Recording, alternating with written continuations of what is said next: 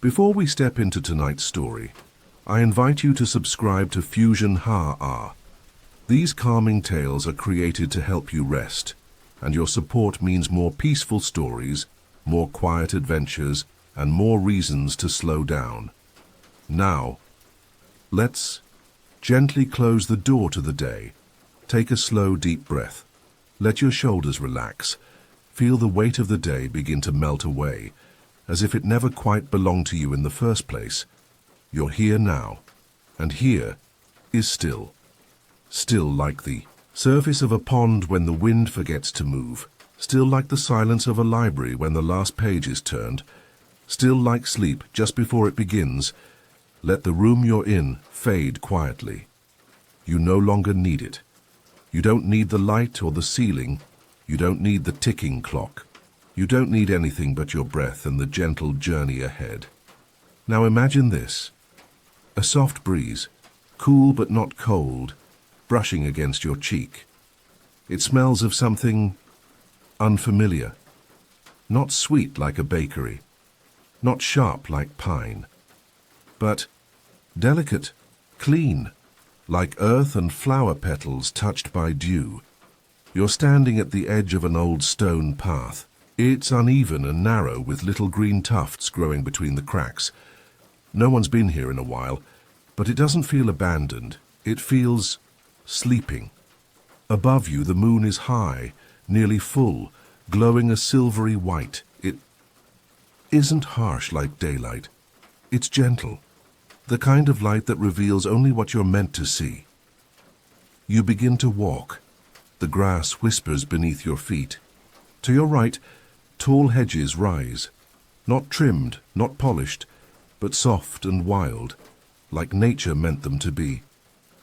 To your left, a low wall of mossy stones, barely waist-high, runs alongside the path, crumbling at the edges. Beyond that, trees sway, gently, not enough to rustle, just enough to remind you they're listening. You don't know where the path goes, but that's okay, because tonight there is no hurry, no destination, just soft footsteps and silver moonlight. As you continue, the air shifts. You hear something, not quite a sound, more like a feeling, like the garden itself is exhaling. You are being welcomed. You are not a visitor here. You are part of it. A wooden arch appears ahead, half covered in climbing vines. The wood is old and knotted but strong, like the bones of a grandfather. A single flower grows at the very top, white and glowing faintly under the moon. You step through the arch and into the hidden garden. Suddenly the air changes. The scent deepens. Jasmine, moonflower, a trace of mint. You feel petals brushing your ankles. The path disappears beneath you. It's just soft earth now, warm from the memory of daylight and cool from the night's breath. Look around. See the flowers blooming. Not all at once, not dramatically. They are slow, quiet, respectful. Some are white as milk, some are pale purple, nearly silver. Others glow faintly, like they've caught starlight in their petals. This garden doesn't bloom for the sun. It blooms for the moon, and tonight it blooms for you. You take a step further. A moth flutters by, slow and soft like a drifting thought. You follow it without meaning to, just drawn by its peace. It lands on a petal that rests and vanishes again into the night. The garden is alive, but not busy. It breathes. It listens. It keeps secrets. You wonder how long it's been here. A decade? 100 years? Longer? But the truth doesn't matter, because time works differently in places like this. It stretches. It folds. It slows down just for you. In the distance there's a faint trickling sound. Water, perhaps. A hidden fountain. A sleepy stream. You begin to walk toward it, guided only by the sound and the soft glow of moonlit petals. With each step, your thoughts get lighter. Each breath is slower than the last. Even your name feels optional. You're not escaping anything. You're just returning to a version of yourself that moves slowly, sleeps deeply, and remembers how to simply be. Let the flowers surround you now. Let the quiet wrap around you like a warm shawl. The garden is yours tonight, and you are home. Part 1. The Fountain of Forgotten Wishes. You continue forward, slowly, each step sinking slightly into the soft earth, the way a memory sinks into sleep. The scent of blooming night flowers lingers in the air, gentle, like a thought you don't quite finish. The path you follow isn't marked. There are no signs, no footsteps to trace, but the garden seems to guide you anyway. Opening slightly where you turn, clearing itself in quiet invitation. Ahead, something shimmers, not bright, not like a mirror or a screen, just a soft, liquid glimmer, the kind that asks you to look closer, not harder. You walk toward it, drawn by the faint, peaceful sound. Drip, drip, like the garden is whispering something it doesn't mind if you miss. And there it is, a small fountain nearly swallowed by the garden. Vines curl up around its base like protective arms. White moss softens its edges. And in its center, rising not more than waist high, a stone bowl cradles a shallow pool of water, lit by moonlight and memory. The fountain isn't grand. It doesn't spray, it doesn't sing. It trickles. A single thin stream falls from a worn stone spout, shaped like a leaf. The water lands with a sound that doesn't disturb silence. It joins it, like a heartbeat in a room that's learning how to rest. You sit beside it on a low stone bench, cool, worn smooth by years of quiet visitors. Maybe they sat here too. Maybe someone once read a letter here. Maybe a child once counted stars in the water's reflection. Maybe no one ever did. You don't need to know. Not everything must be remembered. Some things simply are. As you sit, your fingers brush the rim of the fountain, cool, damp, covered in a soft dusting of moss. You lean forward and look into the water. The surface ripples gently, touched by the breeze, never still, yet never disturbed. Beneath the surface, smooth pebbles gather at the bottom, some pale, some dark, all softened by time. You see something small glint beneath the water. A coin. Then another. You realize this was once a wishing fountain, but not like the ones in cities. Not noisy, not crowded. Not for big, loud wishes, not for fame or fortune or winning. No, the wishes here were different. Smaller, quieter, maybe even sadder. The kind of wish you whisper to yourself when you can't sleep. Like, I hope I feel okay tomorrow. Or two, please let me be loved. You close your eyes, you don't make a wish, you just let go of one. It drifts from you like a breath. Not urgent, not desperate, just soft, just real. You sit like that, for a while, not thinking, not planning, just breathing. The fountain trickles beside you, the moonlight keeps watch, and the garden waits. Then something moves beside you, a soft thump. You open your eyes. A book. Someone has placed a book on the edge of the bench, though you didn't see or hear them. You look around, but the garden is still. No footsteps.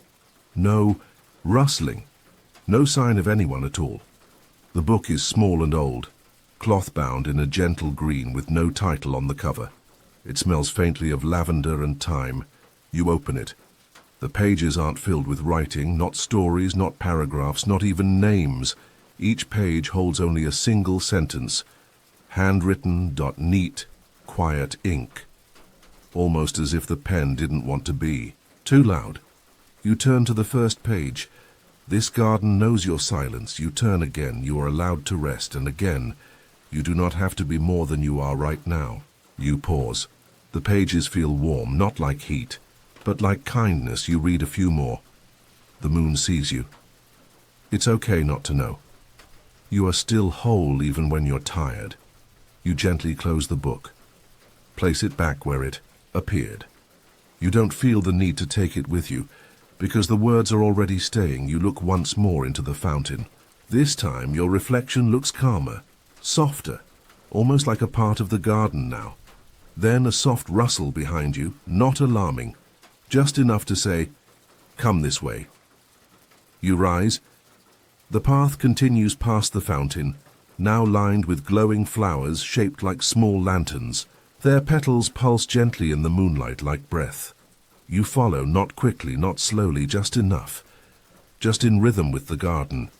As you move forward, the fountain fades behind you, but its sound lingers, like a song you didn't know you remembered. You don't know where the path leads, but it no longer matters, because every step is the story. Every moment is enough, and the night is only just beginning. Part 2. The Sleeping Statue and the Cat of Dust and Stone. The path narrows. Again here the air feels slightly cooler. Not cold, just shaded, like walking beneath the memory of a canopy. The moonlight slips through branches and vines in thin silver ribbons, painting the way forward with soft gleams and dancing shadows. You follow it, not because you must, but because curiosity no longer feels like wanting. It feels like breathing. And you notice slowly something taking shape ahead. A round clearing opens, not large, not formal. A circle made of moss and quiet. At the center is a statue, old, weather-worn. Still. It's seated, almost casually, as if caught in the middle of resting rather than posing. The stone figure leans slightly back, hands folded in its lap, head tilted, downward as if reading or sleeping. There are no signs or labels, no plaques, no name. The stone is pale, flecked with lichen and softened by time. Not polished, not guarded, just there. You approach quietly, as if not to disturb it, even though you know it cannot wake. And then you notice something beside the statue. Small curled-up cat, also carved from stone, also still, its eyes are closed. Its tail loops gently around its body, resting against the statue's side. The two forms seem connected. Maybe the cat arrived later, or maybe it was always there. But the strange thing is, a few leaves are caught in its fur, not stone leaves. Real ones, tiny green ones cradled gently in the cat's curves, as if the wind tucked them in. You crouch to take a closer look. The surface of the statue cat is soft with dust, but not neglected. The kind of dust that settles in peaceful places, places where time slows down. You reach out. Your hand stops just above the cat's back. You don't need to touch it. You can already feel it. There is something warm about this stone. Not heat, not magic, just presence. You sit beside them. The statue, the cat, the moss beneath you. You listen. Not to words, not to thoughts, just to the stillness. There is something sacred about this moment. Not religious, not dramatic, just honest. You wonder what this statue once meant. Was it someone's guardian? A forgotten god? A resting gardener? Maybe none of those. Maybe it's simply here for now. As you are, a gentle breeze moves through the clearing. It doesn't shake the trees. It doesn't scatter the flowers.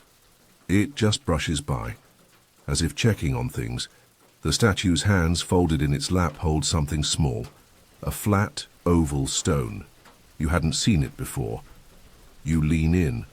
The stone has words carved into it, barely visible, like they were etched.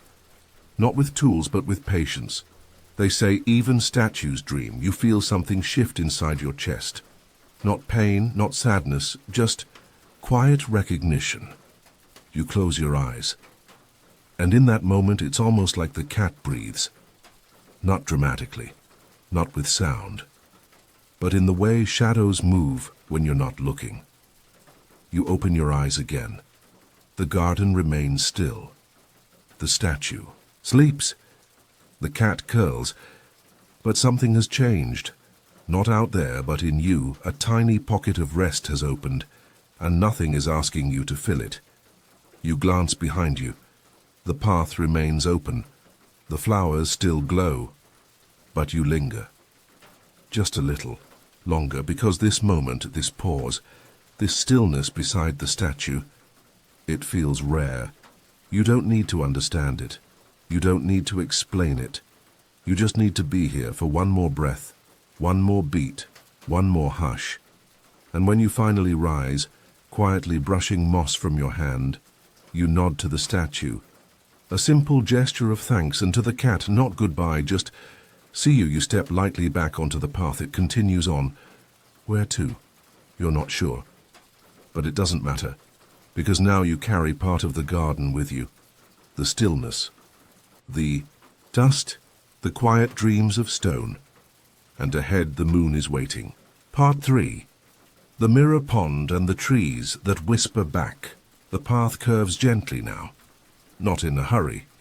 Just enough to remind you that everything in this garden was meant to be wandered, not rushed. You walk with softer steps.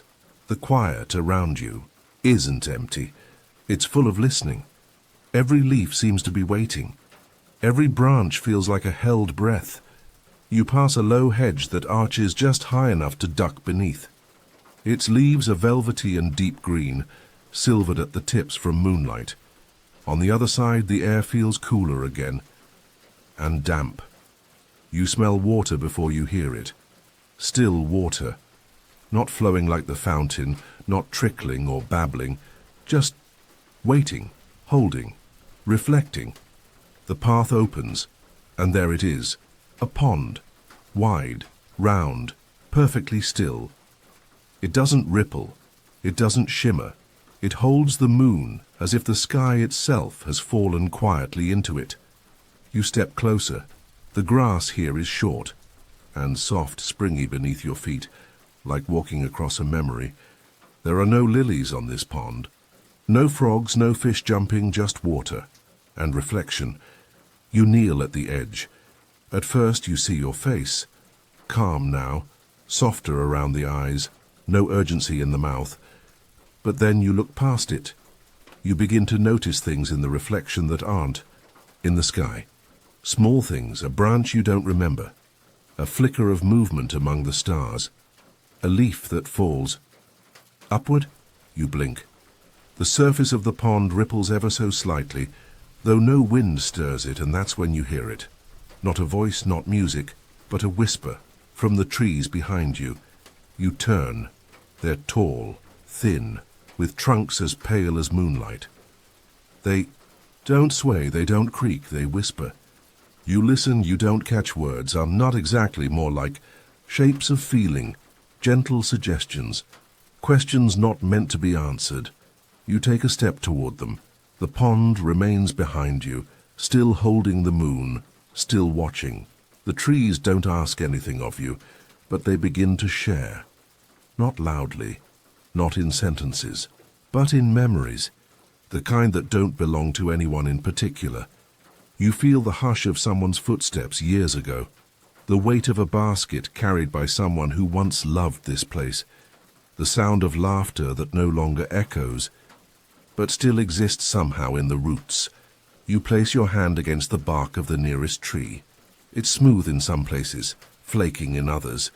Dad smells faintly of rain and parchment. The whisper becomes a little clearer. You hear, you have been here before. You don't question it. You just accept it. Like a truth that doesn't need proving. You close your eyes, and suddenly you're small. Or maybe the world is just bigger. You're younger. Or maybe just more open. You're sitting by the pond, your feet in the water, your fingers covered in dirt and flower petals. Someone hums nearby. You don't know who, but you're not. Alone, then it fades, like fog burning away in the sun. You open your eyes again. You're back here. Now. Older, maybe. Softer, definitely. The tree is still beneath your hand. But something else has changed. The pond behind you stirs. You turn. Its surface is no longer just a mirror. It shows something else now, not your reflection, but moments, soft ones, brief ones. Someone lighting a lantern. A page turning in the wind. A cat, perhaps the same stone one, stretching beneath a bench in the early dusk. You step closer. The images don't overwhelm you. They don't demand anything. They just are. You kneel again, not to study, just to witness. The pond has become a gentle remembering. Not quite a memory, not quite a dream. Just a place where moments go when they're done being lived, but not ready to be forgotten. You lean over and whisper something to it. You don't know why. You don't even know what you say. But the pond seems to understand. It holds your whisper gently, sinks it beneath the surface, and then stills once again. You sit back. The grass beneath you is slightly damp now. Your hands rest in your lap. And all around, the trees keep whispering.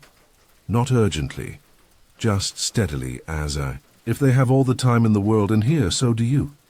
You close your eyes once more, this time not from exhaustion, but from fullness, from peace, from the kind of quiet that only grows in secret places and under moonlight. Part 4. The lantern trail and the door that only opens. When you're ready, you rise slowly from the pond's edge. The ground is soft beneath your hands, like pressed velvet warmed by starlight. The pond behind you returns to stillness, the kind of stillness that doesn't mean silence, but invitation. As if it's saying that you may return whenever you wish. You nod, not with your head, but with your breath, and turn.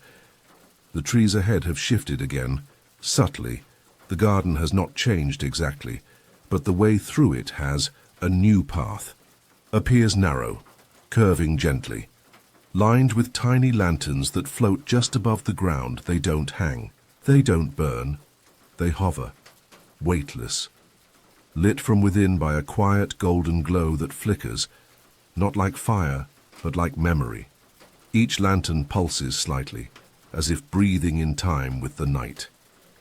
You take a step, then another. The lanterns ahead respond, gently glowing brighter just before you reach them, then dimming as you pass. It's not guidance, it's not control, it's companionship, as if the path is walking with you. The trees part gently as you move. Their leaves shimmer faintly, not because they are wet, but because they are aware. You pass under a low-hanging branch that touches your shoulder, a soft brush, like being reminded that you are not alone here. You look ahead. The path continues, but you feel something shift, not around you but inside you, as if you're nearing something you forgot you were searching for. And then you see it. At the end of the lantern trail stands a doorway, not a door, a doorway. There is no wall, no house, no structure, just a tall wooden door frame. Simple, unpainted, moss-covered at the bottom. Its arch curved like a question. Within the frame, nothing, not darkness, not light, just space. A space that waits. You stop a few steps away. The lanterns gather behind you now, hovering like quiet witnesses. You approach the doorway, still nothing inside. Not a garden, not a room. Just an opening that seems to ask, "Are you ready?" You place your hand on the frame. It's smooth, polished by age, not by design, and on its surface, carved lightly, faint enough to miss if you're not paying attention, are words. They read, "You may enter when you're ready. You may leave when you need." There is no lock, no knob, no test, just the question that hums gently in the silence. Are you ready? You aren't sure what waits on the other side, but strangely, you don't feel afraid, because for the first time in a long time, you trust the quiet, you trust the stillness, you trust yourself. You take a step forward, and the doorway responds, not with sound, not with light, but with permission. The air around the frame thickens, then clears, and what was once emptiness now reveals something soft and familiar. A small garden room, walls of ivy, a ceiling of stars, and in the center, a single chair. Wooden, simple. Facing a low table with a candle that never burns down, you step inside. The doorway doesn't close behind you. It simply waits. Inside the garden room, time folds, not backward, not forward, just inward. You sit in the chair. It creaks slightly, not from age, but from recognition, as if it remembers you. The candle flickers once, then settles into a slow, steady flame. You rest your hands in your lap. There is nothing more to do, no puzzle to solve, no journey to complete. You are here, and here is enough. The air smells faintly of warm herbs, lavender, thyme, something like lemon balm. The breeze that touches your face carries the sound of distant garden bells, soft and irregular, like wind chimes someone forgot to tune. You close your eyes, not to block anything out, but to let it in. The doorway remains open, but you don't need to leave yet, because here, inside this quiet space, you finally remember how to be still without needing a reason, and the garden remembers with you. Part 5. The garden's memory and the place you forgot. You needed the candle before you flickers, not urgently, not like it's fading. It dances, slowly, softly, like it's thinking too, or maybe remembering. You sit quietly in the wooden chair, no voice speaks, no garden creature stirs, but you begin to feel something rising around you, not wind, not sound, memory not your own, not someone else's, just the garden's. It begins in feeling, the kind of feeling you get when you reread a book you once loved and find a sentence underlined, but don't remember underlining it, a sense of familiarity, how you never asked for. Then come the images, not sharp, not fast, and just slow impressions behind your eyelids, a hand brushing across tall grass, bare feet on dew-soaked stone, a quiet laugh echoing off a hedge maze, a picnic left half-finished under a moon like this one. You don't know these people, you don't need to, because the garden is not trying to show you who was here, it's showing you what was here. Peace, presence, small, ordinary joy, a pair of hands cupping water from the fountain, a head resting on the lap of the statue, someone reading the green book of gentle sentences beneath a glowing flower tree, and then a moment that feels close, a figure in the chair where you now sit. Their hands folded the same way, their eyes closed the same way. You don't see their face, but you feel something familiar. Maybe you sat here before. Maybe not in this body. Maybe not in this time, but in some deeper way. You've been here. And the garden never forgot. You open your eyes again. The candle glows.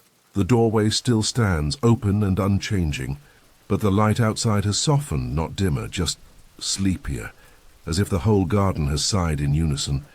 You rise from the chair. The creak is gentler this time, like a goodbye without words. You step to the doorway, look back once. The candle flickers once more. The chair waits, not for someone else, for someday. You pass through the frame. The lantern path is no longer lit, but it doesn't feel dark, because now you know the way, and besides, you're not really walking it anymore. You're carrying it. The pond's reflection stills inside you.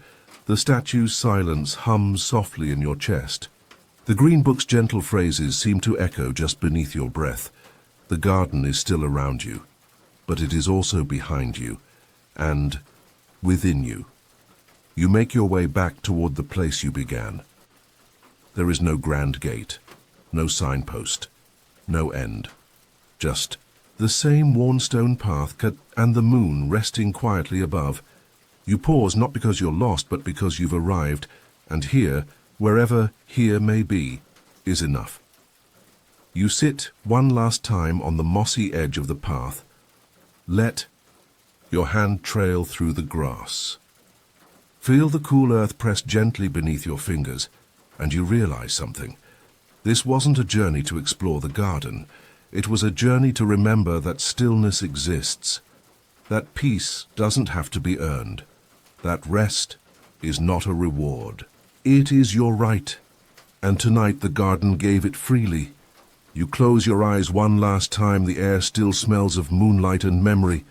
Somewhere a flower opens, somewhere else a leaf falls. The garden never stops breathing, and neither do you. But for now, your breathing can slow, and the story can rest. As you drift gently, not away from the garden, but deeper into it, where sleep is not escape, but return to the place you forgot you needed. Part 6. The Forgotten Sundial and the Shadow That Tells No Time. The path curves once more, though this time it feels even slower than before. The garden isn't, just quiet now, and it's deeper, as if you've passed through some invisible threshold, moving not farther in space but farther in calm. Each step feels like walking across a memory that was never yours, yet still belongs to you. The trees here are wider, older, covered in soft lichen and low-growing ivy. You walk beneath their arches like you're entering a room with no walls, just peace. Then you see it, half hidden beneath a soft cover of fallen petals and old moss, sitting quietly in a patch of low moonlight. A sundial. Its face is worn smooth in places. The numbers are barely visible, but they're still there, tucked into the stone like they never really needed to be seen, just remembered. The gnomon, the triangular piece that once cast shadows, leans slightly to one side, softened by rust and time. But there's something strange. There is no shadow. Not beneath the gnomon, not around the base, not even your own. You glance upward. The moon still hangs above, calm and full. Yet the sundial remains untouched by shadow. It's as if time in this corner of the garden has forgotten how to move. You kneel beside it. A few petals fall around you, landing silently on the dial's face, like tiny notes in a song that only you can hear. You trace a fingertip over the stone. It's cool but not cold, familiar somehow, like touching the railing of a staircase you once climbed long ago, though you can't quite remember where it led. You notice something carved at the edge of the sundial, tucked where the moss nearly hides it. It's not a time, it's a sentence, so small you almost miss it. Here time does not pass. It rests. You sit beside it now, not to study it, not to understand, but simply to be next to something that has chosen stillness. There's something comforting about it. This idea that time, too, can grow tired, that it can sit down, take off its shoes, and let itself just exist. You look around. The garden doesn't move, and yet it feels entirely alive. You close your eyes and imagine the sundial as it once was. You picture someone standing over it, perhaps a gardener, perhaps a poet, watching the shadow move through the day, not with urgency, but with wonder. You imagine how at some point they stopped checking it, stopped needing it, and left it here, not abandoned, but retired. You open your eyes again. The key. Moonlight has shifted. Still no shadow.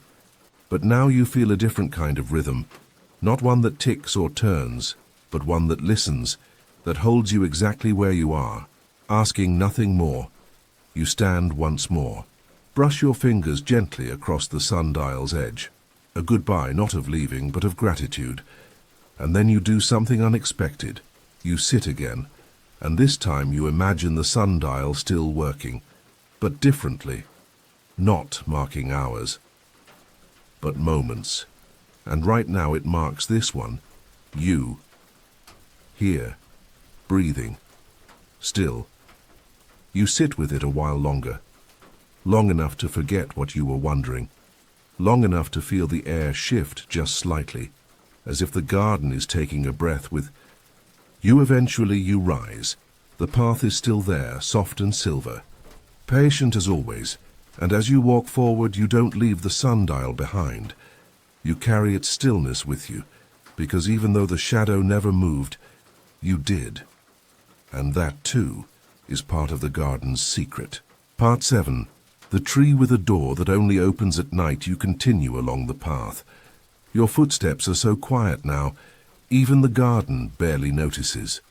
Or perhaps it does notice, but it approves, because the way ahead remains gently open. The air feels warmer again, touched by the faint scent of blooming vines.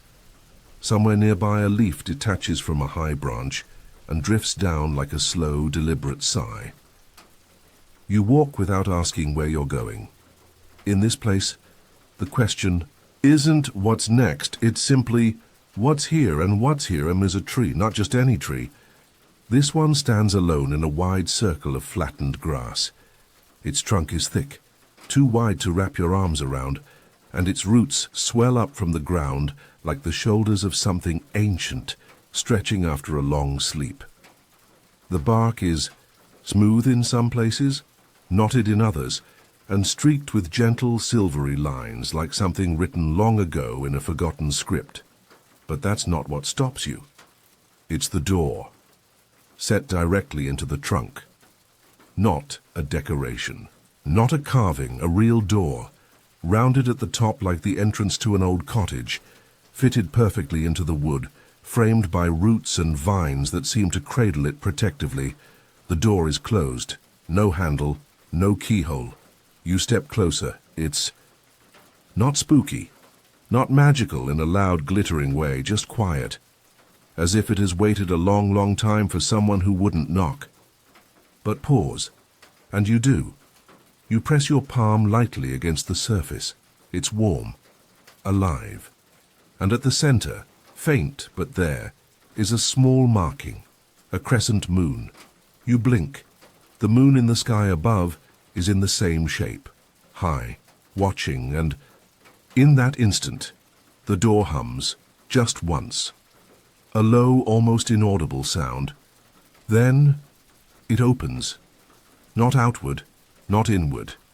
It simply fades. The wood becomes air. The frame remains, but the space within it is now something else entirely. A narrow, glowing stairwell, carved from dark wood, lit by soft, floating lights, no brighter than starlight, that hover just above each step. You place one foot forward. The floor doesn't creak. It accepts you. You descend slowly. One step, then another. Your hand trailing the smooth curve of the inner wall. It smells like cedar and rain. There is no sound but your breath, and then you arrive. At the bottom, the stairs open into a round chamber, small, hollow, safe. You are inside the tree, but it's more than that. The walls pulse faintly, not glowing but aware. Roots twist up and around, forming natural shelves, and on. One of them, a small lantern, a feather, a tiny glass jar of dried petals, and a folded piece of paper. You step toward it.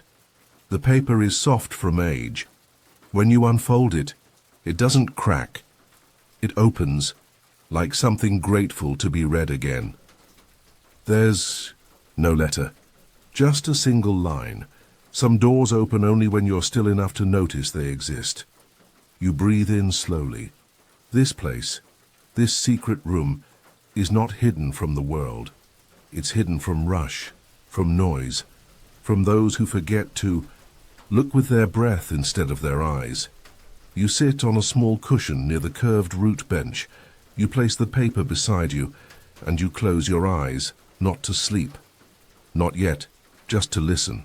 The tree hums, not with sound, with being, and in that hum, you feel yourself softening, your thoughts loosening their grip. your heartbeat slowing to match the rhythm of something older than time. You stay there a long while. No one calls you. No clock ticks. The tree watches, holds, welcomes. And when you are ready, truly ready, you rise. You walk up the stairs once more. The door is still open, waiting. You step through, and the moment you do, it gently closes behind you. No latch. No lock, just completion. You place your hand on the bark one last time. The crescent moon symbol still glows, faint, soft, like the end of a dream.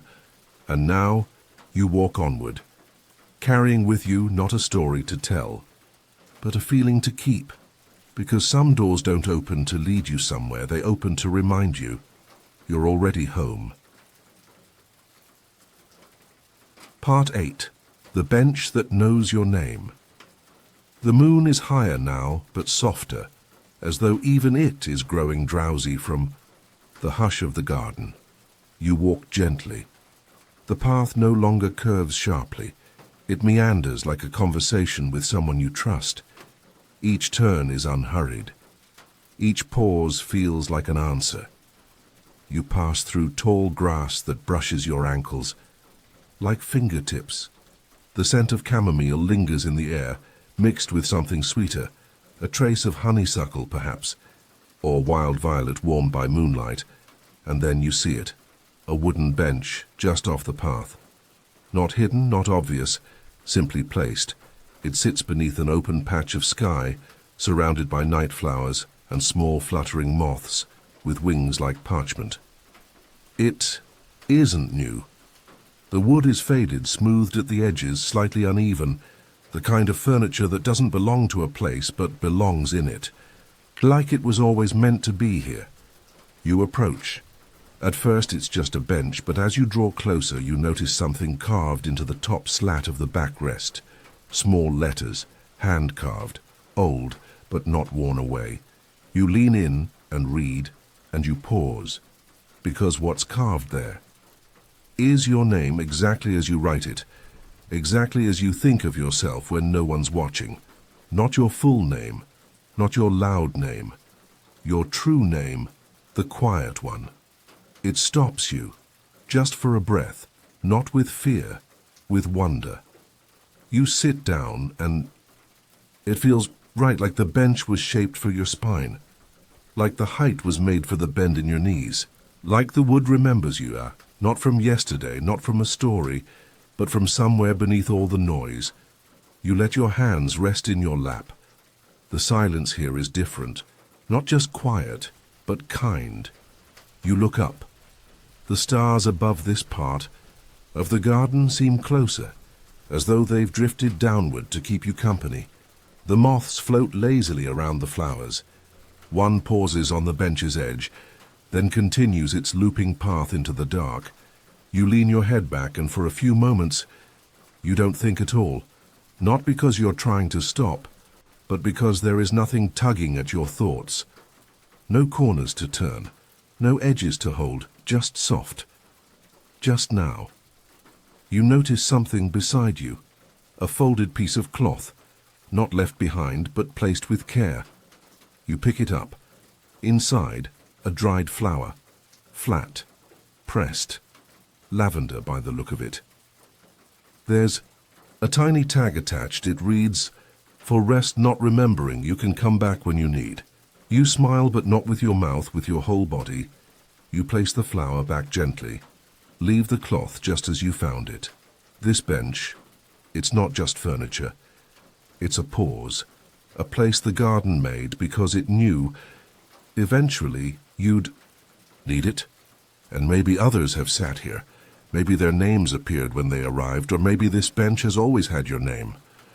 Just waiting, patient, certain you'd return. You sit for a little longer. You don't count the time. Because here, time isn't something to manage. It's something that sits beside you quietly and asks nothing. Eventually, you rise. Not because you're done, but because you're ready. You touch the backrest lightly as you leave. Run your fingers over your name. It feels warm. And as you walk away, you don't look back, not out of indifference, but because you already carry it with you. The stillness. The message. The name that waited until you arrived. And ahead the garden is ready again. The next part waits quietly, gently, like a hand open in the dark. Part 9. The Lantern Maker's Table. Beneath the wind chime tree. The garden begins to shimmer with a hush that feels even softer than silence. It's the kind of quiet that only happens when everything has finally exhaled. You walk on. Your steps feel lighter now. Not hurried, just gentle. The ground beneath your feet grows more textured. Not rough, but purposeful. Patches of stone peek through the moss. Little trails of pebbles form faint patterns that seem accidental, yet completely intentional. And then you hear it, a soft tinkling sound. Not sharp like glass, not hollow like metal, but something in between, delicate, intermittent, like someone playing with sound rather than performing it. You follow. The air changes again, carries a scent, something wooden but sweet, sawdust and honey, cedar smoke, faint as a thought. And then you see the tree. It's not the tallest, not the widest, but it's alive in a way you can feel from yards away. Lanterns hang from every branch, dozens of them, each different, each beautiful in its own quiet way. Some are made of soft paper, their colors dulled by moonlight. Some of thin wood carved into curves and lattices. Some woven with dried vines and held together by patience. And all of them chime. Not in unison, not in a song, but like thoughts drifting past one another in a calm room. Beneath the tree is a table round low, covered in bits of bark, string petals, scraps of paper and glass. It's not messy. It's lived in. There's a stool pulled back slightly, as if someone just stepped away, and resting in the center of the table is a half-finished lantern. It's made from something soft and amber-colored, held together by tiny knots tied with golden thread. Next to it, a tiny carving tool and a note. You lean in and read it. Lanterns do not chase away the dark. They give it somewhere safe to rest. You exhale slowly. Sit gently on the stool. Your fingers hover above the table. You don't touch the lantern, but you feel what it means. You look around at the hanging lights. Each one, a breath, a story, a quiet truth. You imagine the lantern maker, not as a person, but as a presence. Someone who never needed a name, who worked only when the moon was full, who crafted not for show but for the garden itself. You wonder who each lantern belonged to, what it held. Maybe one caught a wish. Maybe another held the last sentence of a dream. Maybe one was made for no reason at all, and that was enough. You watch as a small moth flutters past you. It lands on the handle of a lantern shaped like a teardrop. The chime it makes is barely audible, but it makes you feel something. Not sadness, not longing, something older than both. You sit like that for a long while. The table before you, the lanterns above, the chimes gently brushing the breeze. Eventually you rise. You don't take anything with you, not the note, not the thread, not the lantern, because this place wasn't made to hold things. It was made to let them go. You step back onto the path, and now each lantern above you seems to flicker in time with your breath, like a farewell, or maybe a thank you. The wind passes once more, soft, worn, kind. And somewhere behind you, the chimes begin again, not louder, just clearer, as if the garden now knows you were listening. Part 10. The staircase that leads to the sky, but only when you're ready to climb down. The path narrows again, not from constraint, but by intention. It draws you inward. You pass beneath arching branches draped in soft green veils of moss. The air feels denser here, but not heavy, more like a warm blanket than a closed door. The ground becomes stone, once more smooth ancient stone, lined with tiny patches of moss like nature's own embroidery. And then you see it. A staircase not leading upward, not leading downward, just there, carved into nothing. Its first step begins right where the stone path ends, and yet it seems to rise into the air itself, unsupported, like it grew from a dream. Each step glows faintly with a silvery hue, not lit but lit from within. Stone so worn, so still, that it has begun to reflect the sky even before it touches it. You pause, there's no railing, no instruction, just an overwhelming sense that these stairs aren't meant for climbing up. They're meant for climbing in and eventually down. You place a hand on the first step. It hums, not like metal or machine, but like a drumbeat so low and slow, only your heartbeat can hear it. You step onto it. Then another. You don't feel yourself rising. You don't feel the ground below. You feel lighter, not weightless, but unburdened. As if every step knows something about you that you've forgotten, and it's gently reminding you. You don't have to carry it anymore. With each rise, the air around you becomes thinner, not like mountaintop air, but like the hush before falling asleep. And suddenly, you're surrounded by stars, not above you, around you. Like the staircase has led you into the sky, not through it. The stars blink gently. Some shimmer. Some just watch. You realize there is no destination. There's no peak. No final step. But below you, something glows. You look down and see the garden, up far below, yet still near. A collection of soft lights and winding paths and silver pools. It feels like looking at a memory. One you're still inside, and for a moment, you panic. You've left it. You're too far. You didn't mean to rise this high, but then you hear it, a whisper, not from behind, not from ahead, from within, the air itself. The way back is always down, and the down is always gentle. You breathe, and slowly you turn, you descend. Each step carries you not just closer to the garden, but deeper into something soft. A landing place. A lull. With each downward motion, your thoughts grow rounder, your breath slower. Even your name feels more like a sound than a shape. And finally, your foot touches the stone path once more. You're back in the garden. You turn, the staircase is gone, not vanished, just folded away. Like a bookmark gently pressed between pages until it's needed again, and where it stood, a soft shimmer remains. Enough to say, you were here, you may come again, you walk forward, but now the sky feels a little closer, and your thoughts feel a little smaller, in the best way. You realize something. Climbing doesn't always mean reaching. Sometimes it means returning, with lighter steps, and a heart that knows what it needed all along. And above you, the stars blink slowly, not as an ending, but as a beginning. You're finally ready to rest inside. Part 11. The notebook of unfinished thoughts left in the garden. All the ground beneath your feet is soft again. You feel it give just slightly with each step, like the garden is cushioning your return. The moon remains high, watching without.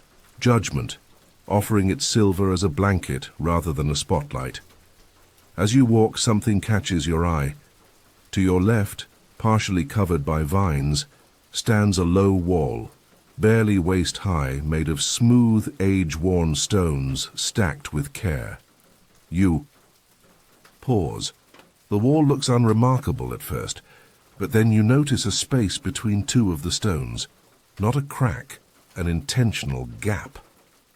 Just wide enough for something to be slipped inside. You crouch down, and there it is. A notebook, thin, cloth-bound. The edges curled gently as if it has been waiting in the cool shadows for just the right person. You slide it out carefully. The binding is soft, the cover worn from years of quiet patience. It smells faintly of dried flowers and pencil shavings, There is no title, no lock, no name.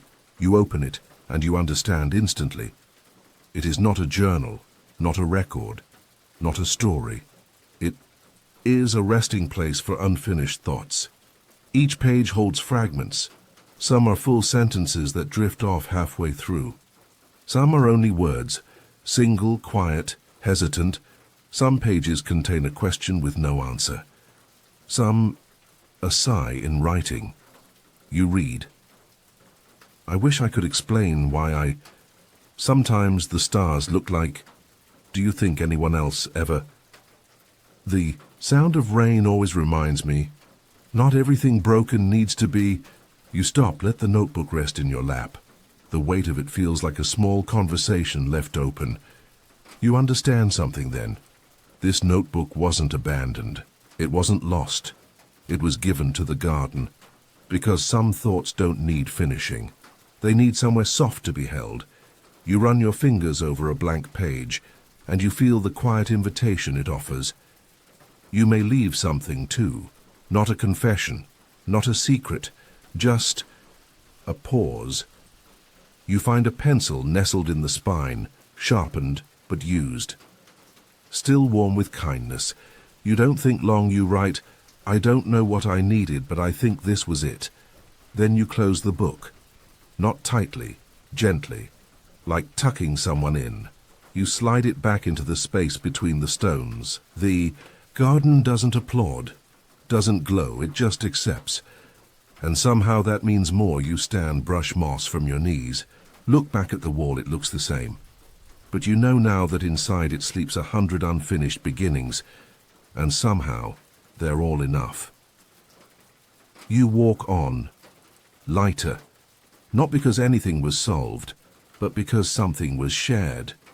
And sometimes that's all a thought really wants. Part 12. The mirror. That only reflects who you are at rest. The path feels softer now, as if the garden too is growing drowsy, settling deeper into its own stillness with every step you take. You breathe in, and for the first time in a long time, your breath doesn't feel borrowed, it feels yours. The trees thin slightly ahead, and moonlight spills in with quiet abundance. The air here is hushed, like a room where someone just fell asleep. You follow it. Then you see it. Set in the center of a small clearing.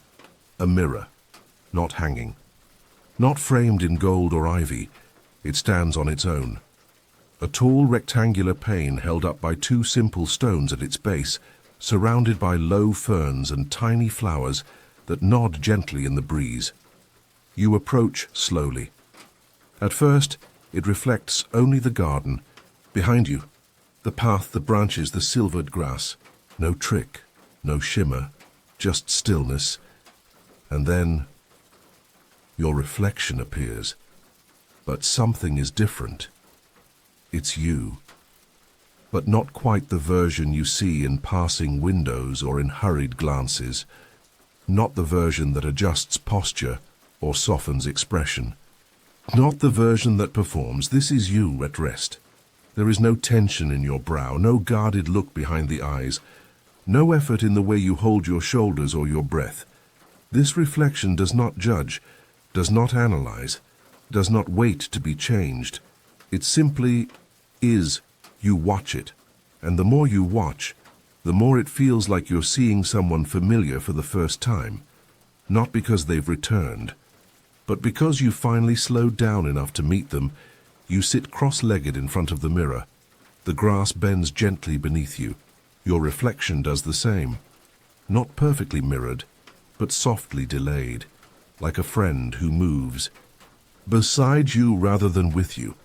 You tilt your head, so does the reflection, but not sharply, not immediately. As if it's not copying you, but agreeing with you.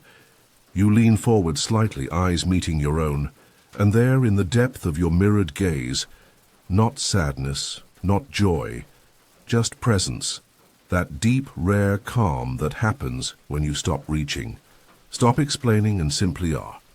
You place your hand lightly against the mirror's surface.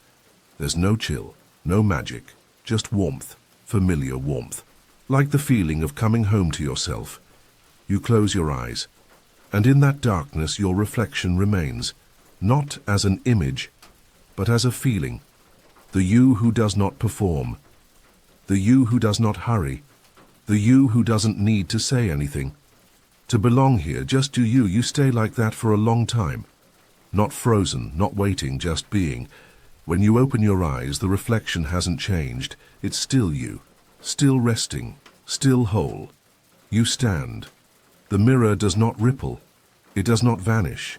It just watches you go, like a friend who doesn't need to follow, because your paths are now gently entwined.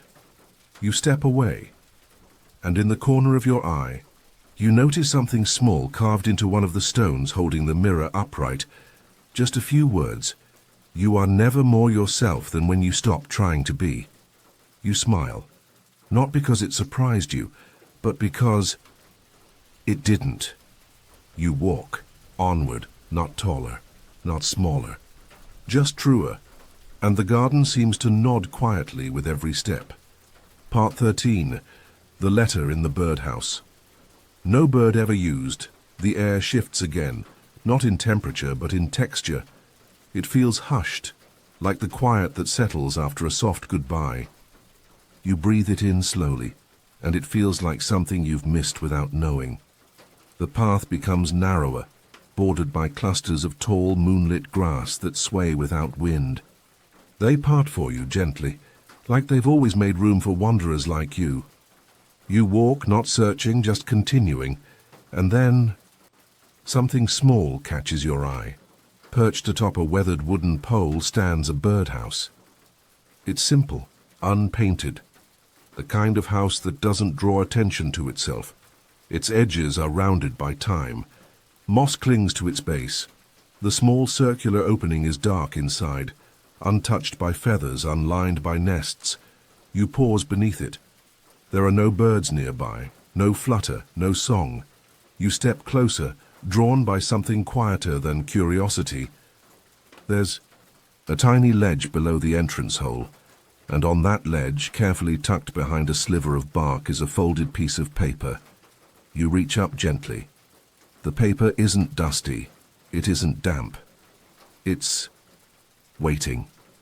You unfold it slowly. Inside, a letter. Written by hand. Neat but soft, like each word was laid down rather than written. It says, I thought I'd write to someone even if no one ever found it. Just to say this out loud, even if no one was listening. I am not finished. I am not broken. I am not alone. If you read this, maybe you need to hear it too. Take this as permission to rest, from someone who once hurried.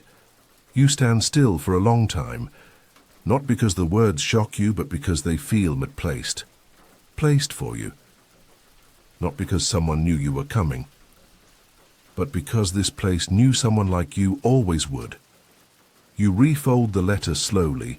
You could take it, but you don't.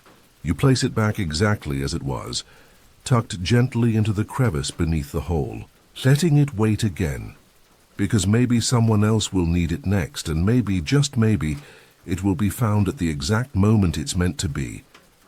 You step back, look up at the birdhouse one last time, and you wonder, was it ever really meant for birds? Or was it always meant for letters too soft to be mailed? You continue walking, and the path, now illuminated by nothing but your trust in it, welcomes you onward, the way old friends do when they don't need an explanation. You don't speak, you don't need to, because the garden has already heard you, even in your silence, especially in your silence. Part 13 expanded. The letter in the birdhouse. No bird ever used. You walk quietly now, your footsteps barely brushing the ground, as though the garden has made a special effort to soften each patch of earth beneath you. There's something different about this part of the garden. Not louder, not brighter, but older, as if the moonlight here is remembering, not revealing. You notice it in the trees, their trunks slightly thicker, their bark more deeply lined, their branches stooping lower, as though they've heard every story whispered beneath them and have chosen to keep them. You pause to listen. The air hums, not with noise, but with a stillness so complete that even your own breathing feels like a conversation. And then, just ahead, you see something unusual. Something small, quiet, and almost too humble to notice. A birdhouse. It stands alone, perched on top of a wooden pole beside the path, unpainted, unadorned. Nothing like the ones you'd find in a bright garden meant to entertain or impress. This one seems retired, or maybe just observant. You step off the path and walk toward it. Its surface is streaked with age, the wood soft in places, the edges rounded by time and weather. A bit of moss curls gently along the underside. The circular entrance hole is dark and quiet inside. No birds come or go, no sound from within. You stand beside it for a long moment, unsure why you feel compelled to linger. There's something in the air. A pause. A whisper not made by wind. Then you notice it. On the narrow ledge just beneath the opening, almost hidden behind a curl of bark, lies a folded piece of paper.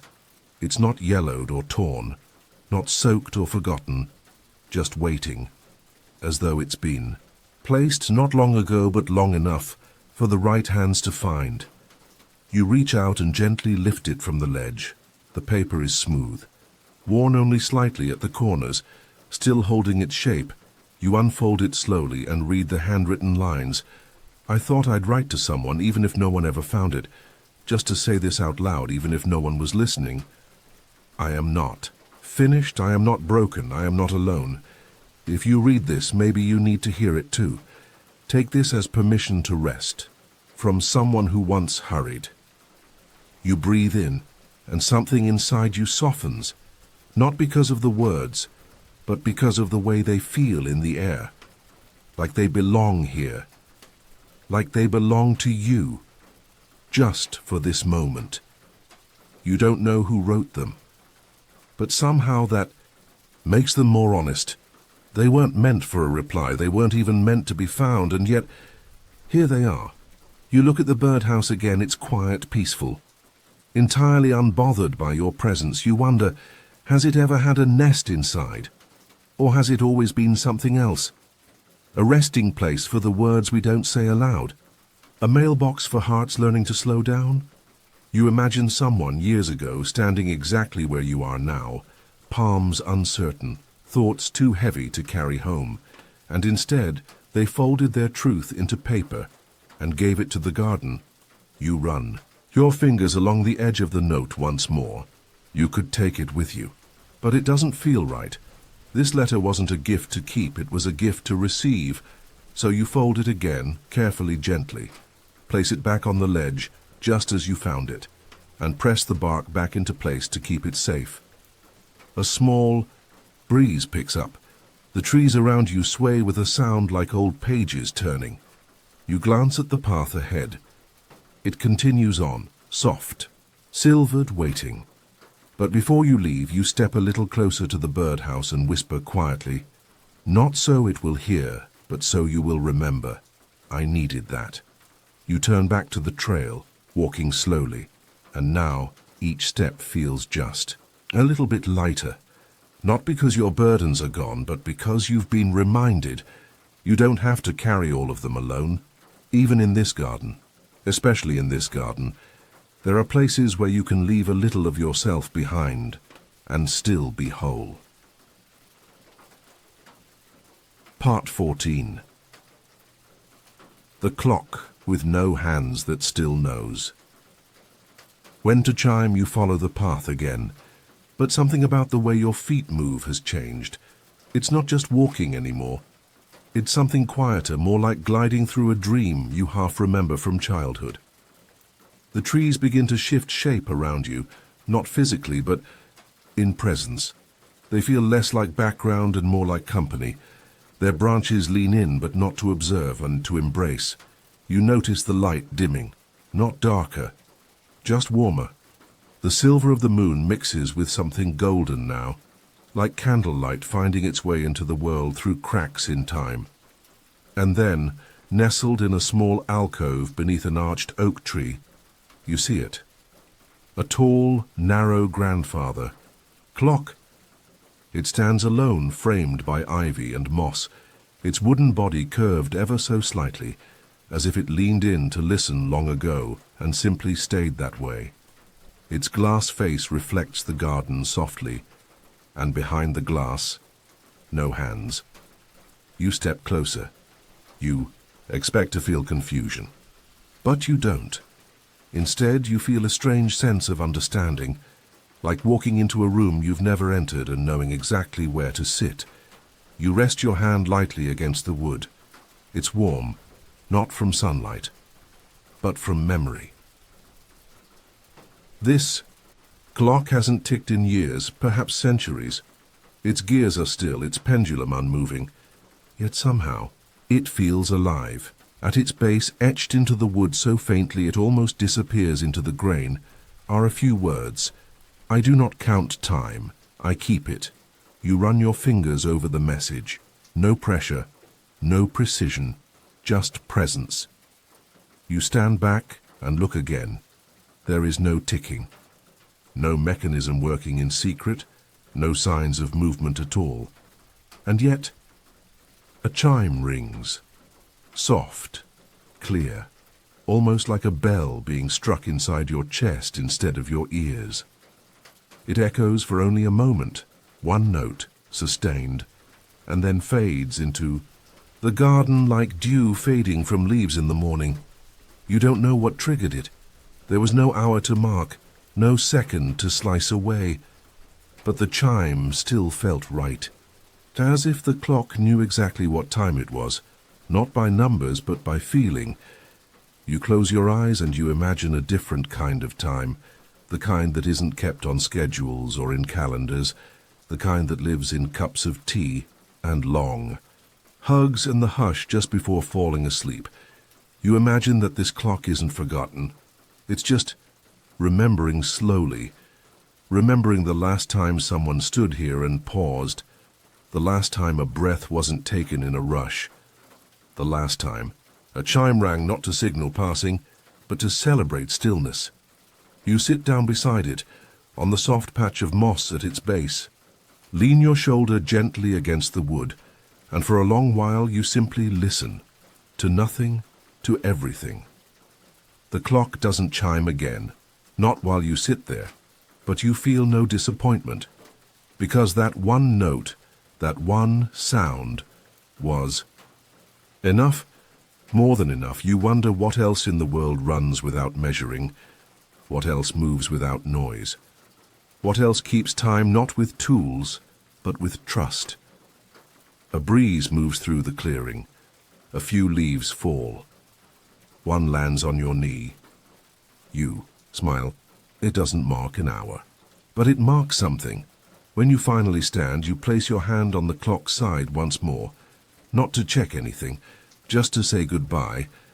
But as your fingers rest there, you hear, not with your ears but with your bones, a faint echo of the chime again, no louder, no different, just for you, and then you walk on, not knowing the time, not needing to, because the garden has its own way of knowing, and now, so do you. Part 15. The table set for one that's never empty. The garden leads you gently now, like a hand held loosely in yours. You don't think about where you're going. You don't wonder what comes next. You're simply walking. And the garden is simply unfolding. Each step feels like breathing. Each corner, a quiet surprise dot as the path widens.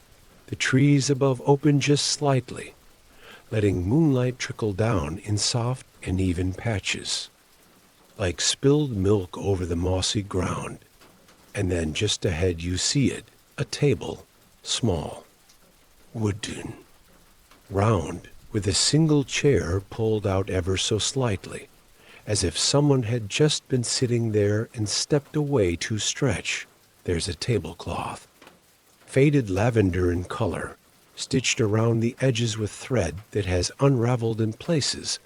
The table is set for one: a plate, a fork, a cloth napkin, a small cup of something steaming, though there's no visible source of heat. Beside the cup, a biscuit rests on a little ceramic dish shaped like a leaf.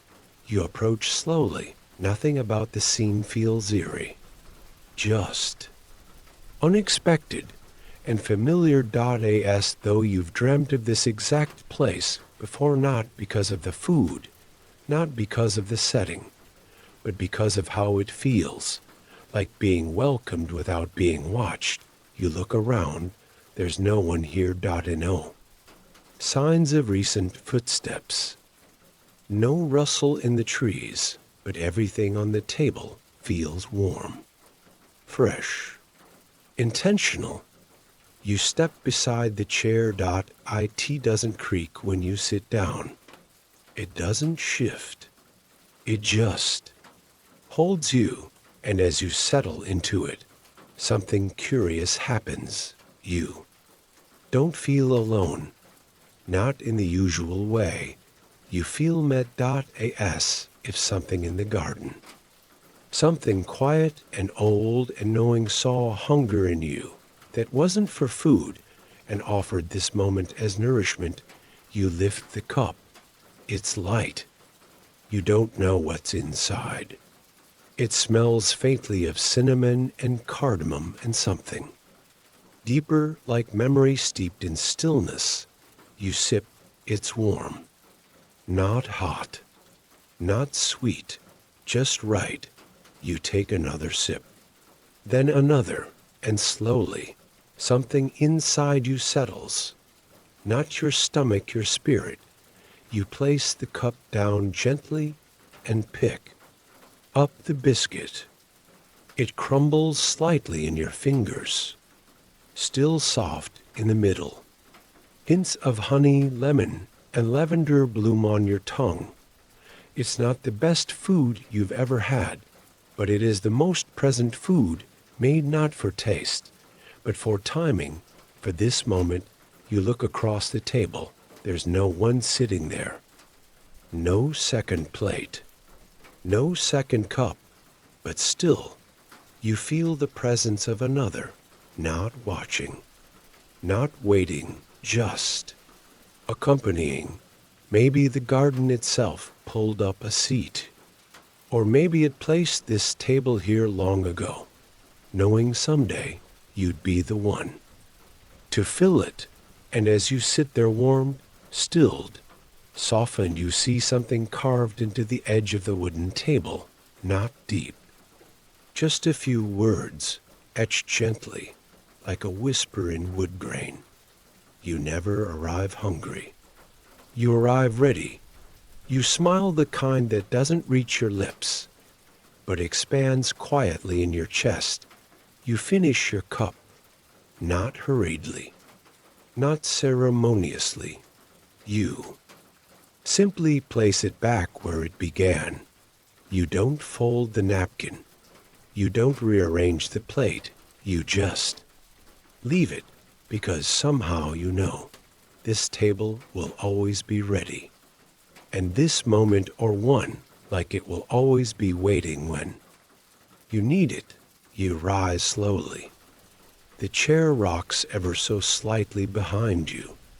The cup steams one last breath into the cool air, and as you walk away, you feel full, not in your stomach, in your soul.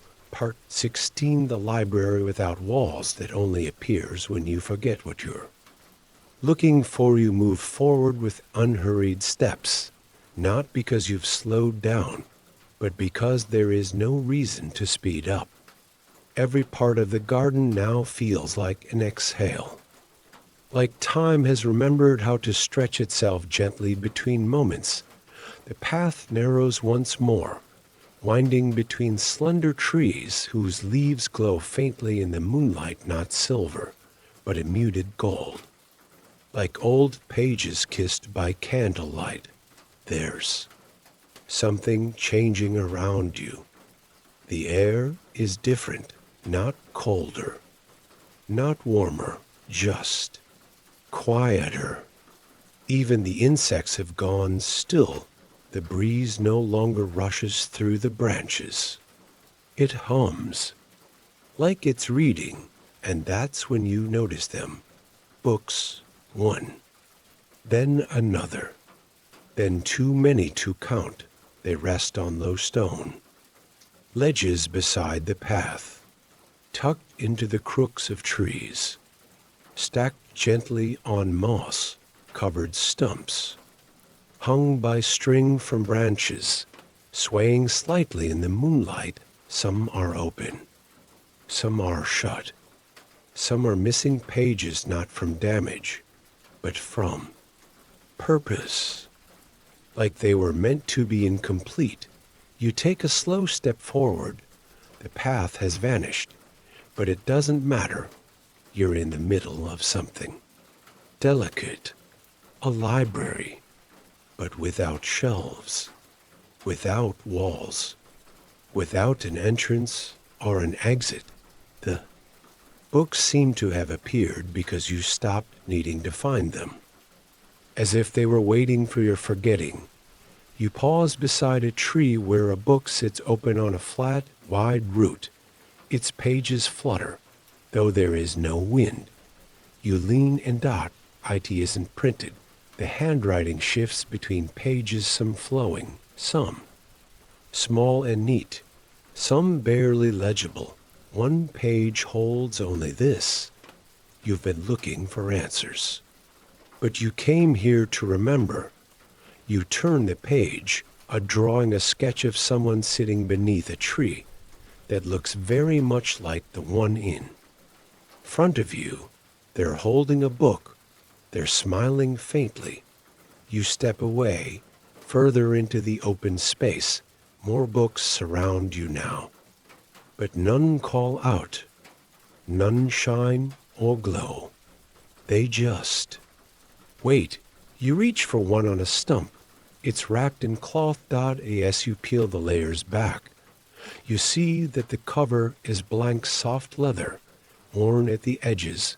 Inside, empty pages, but faint indentations show that once, or perhaps recently, words lived here. They've been erased, but the energy remains. You place your hand on the page, and you feel it. Not a sentence, not a phrase, a memory, not clear, not sharp, but yours. You close the book gently and return it. You sit on the ground, and for a while, you do nothing. You don't read. You don't search. You simply allow yourself to be among stories that don't ask to be told. Here, books aren't meant to be consumed. They are meant to rest beside you. As if they too are tired. As if they too are finding comfort in your quiet. Above you, a few thin papers drift lazily through the air, like petals. One lands near your hand. It holds a single sentence. You do not have to remember everything. Some truths return when you're ready. You place the paper gently on a nearby stone and slowly rise. You don't take a book with you. You don't need to, because something followed you out of that space. Something wordless. Something warm. Something that feels like being read by someone who already knows the ending and loves you anyway. As you continue on, the books fade behind you. The shelves you never saw vanish back into trees. The stumps become just stumps. The branches hang. Only leaves, and the moon, higher now, watches over you like a light left on in a home you forgot was yours. Part 17. The path that loops back only when you're ready to see a different. Lithe hush that follows the library is a little deeper. Not heavier, just more aware. as if the garden is giving you a few extra heartbeats to carry what you've gathered. You walk slowly, but not carefully. There is no need to watch your step here. The earth beneath your feet seems to support you with quiet agreement. You pass under low branches and walk between tall reeds that sway like they're bowing out of your way. Then ahead something familiar, a curve in the path, a patch of soft, mossy ground, a branch shaped like a sideways question mark. You've seen this before, but you haven't. You pause. Look around. You realize something that doesn't feel startling, just gently surprising. You've returned to a place you've already been, but it doesn't look the same. The light is different. The scent is different, more settled. Even the silence has shifted, it's thicker now, like a soft blanket pulled tighter around your shoulders. You've looped back, but the loop didn't bring you to where you started. It brought you to where you are. You walk forward, past a familiar tree with a low branch that once brushed your shoulder. Now it seems to lift ever so slightly, just enough not to touch. You remember this bend in the trail. You thought it led away from the heart of the garden, but now it feels like a return. The air hums differently. The garden isn't repeating itself. It's revealing itself again, but through new eyes. Your eyes. You pass by the little wall of stones where the unfinished thought notebook once rested. You could have missed it this time, but you don't, and even though you don't stop to reread it, just knowing it's still there quietly holding all that was never finished makes your chest feel softer. The light seems rounder now. You aren't chasing any glow. You're walking inside it. A moth flutters across your path. You don't follow it. You simply let it lead for as long as it wants to. You come upon the sundial again, the one with no shadow, but now, instead of wondering about time, you sit beside it as if it were an old friend, one who doesn't need to speak to make you feel understood. And still, no shadow, just warmth, just the sense that even stillness loops. If you wait long enough, you close your eyes, breathe in, and this time, you don't think, I've been here before. You think, I get it now, because the path isn't a circle. It isn't a line. It's a rhythm, and when your heart begins to beat in time with it softly, slowly, the whole garden begins to feel like a gentle echo, a rhythm you didn't have to chase. One that found you the moment you stopped asking what came next. You rise and keep walking, past moments that feel familiar. But now, instead of passing them, you nod to them, as if saying, I see you differently now. The reflection in the pond no longer surprises you. It waits, and when you look, your face isn't new, but it feels newer, less like something you present to the world, and more like something the world reflects back to you in thanks. You pass a stone bench. There's no name carved into it now, not because it's gone, but because you no longer need it to appear. You know who you are. You've walked far, but not far away. You've returned, but not gone back. You've looped, but nothing has repeated. And as you step forward again, the garden doesn't welcome you like a guest. It walks beside you, like it always did, even when you didn't know you were already home. Part 18. The candle that only lights when you sit without speaking. The garden narrows again. The air becomes stiller. Even the breeze feels like it's pausing to listen. You notice fewer leaves rustling now, fewer night sounds. It's not silence from absence, it's silence from presence. As though everything that breathes in this place is holding its breath. Together, you walk down a short path that feels like a hallway.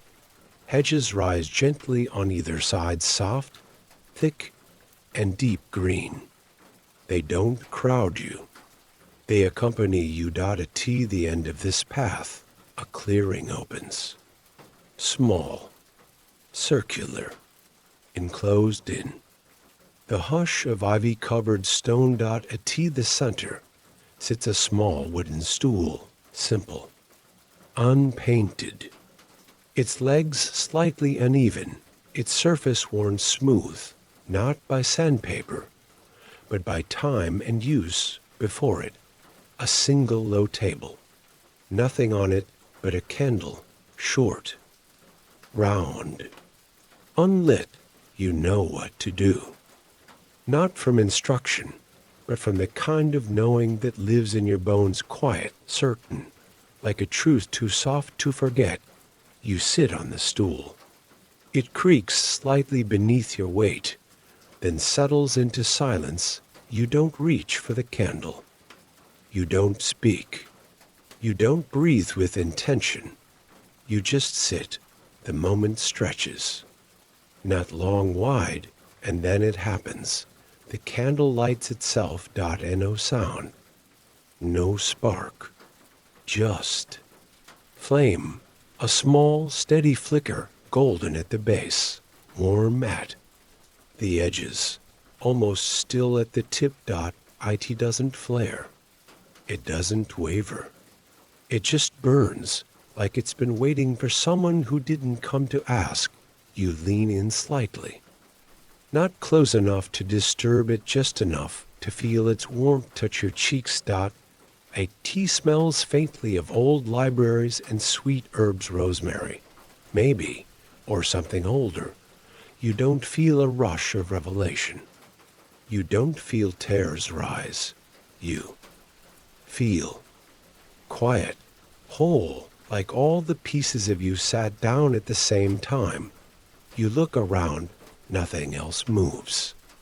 No hidden door opens. No voice speaks, and yet this might be the loudest moment of the night, because the candle's flame is more than fire. It's a response, a presence recognizing presence. It didn't need your voice. It didn't need your story. It needed only your being, and now, here it is, alive, seen. Still, you stay for a while. Long enough for the flame to shift slightly. It dips to one side, as if bowing. You nod, not out of habit, out of thanks, and when you rise, you do so slowly. The candle does not go out.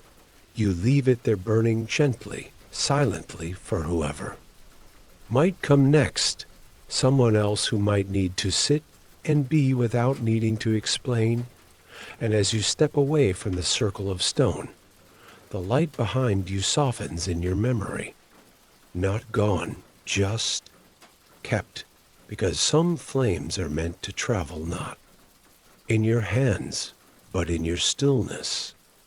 Part 19. The bell that rings once when you've let something go the path becomes quieter than ever before.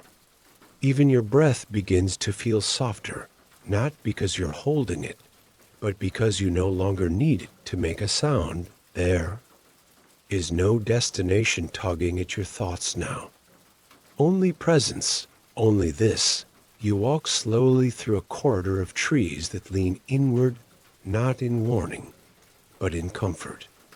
Their branches arch gently overhead, forming a natural ceiling dappled with moonlight and layered shadows. The hush here is unlike any other. It isn't empty. It's full of what hasn't been said, full of what's no longer needed, full of what was once carried and now waits to be released. As you walk, Your hand brushes the edges of tall grasses. They bow slightly, offering no resistance, and then you hear it, not ahead, not behind, within, a memory, not sharp, not painful, just present, an ache you forgot you were still holding, a thought you've returned to one too many times, a name perhaps, or a version of yourself one that never had time to rest. You feel it rise gently in your chest, not like a wave, like a sigh. You pause, the air becomes still, the breeze pulls back. Even the moonlight seems to wait, and just to your left, half hidden behind a willow tree, you notice something suspended from a curved iron arm. A bell, simple, bronze, hung by. A frayed rope, slightly swaying as if it too is breathing. You walk toward it. There's no mallet, no instructions, no markings, only a tiny plaque on the tree nearby, carved into the bark itself. One ring means it's left you, even if you haven't noticed yet. You stop. Your fingers hover near the rope. You don't pull it yet. Instead, you close your eyes. Not to think, not to summon anything, just to feel what you're still holding, and in the silence, something loosens. You don't name it. You don't explain it, but you feel it settle, and then drift like a leaf falling into water. Without splash or sound, you open your eyes. Wrap your fingers gently around the rope, and pull once. The bell rings, not loudly, not musically, just purely one clean note. Round and still dot, a T vibrates through the garden like a ripple. You don't hear an echo, only space where it used to be, and in that space, you realize something is gone, not lost, not taken, just released. You look down at your hands. They don't feel lighter. You feel lighter. The bell stops. You let the rope slip from your fingers. It sways for a moment. Longer. Then settles. The air around you softens. The trees lean back. The moonlight nods. You step back onto the path, and this time, when you walk forward, it feels different. Not because the path has changed, but because you're still holding many things. Memories, questions, hope. But one thing, the one you didn't need to name, no longer walks with you. It stayed with the bell, and the bell was glad to take it. Part 20. The window that shows what the garden sees when you're not here. There's a soft kind of peace that comes after letting go. Not joy, not sadness, something in between. Like the air after rain, or the pause after a deep breath. You feel that. Now, your steps don't grow faster, but your shoulders fall a little lower. Your chest feels roomier, like something invisible has unwrapped itself from around your heart. The path ahead is gentler now. You can't tell whether you're walking deeper into the garden, or whether the garden is simply folding itself closer.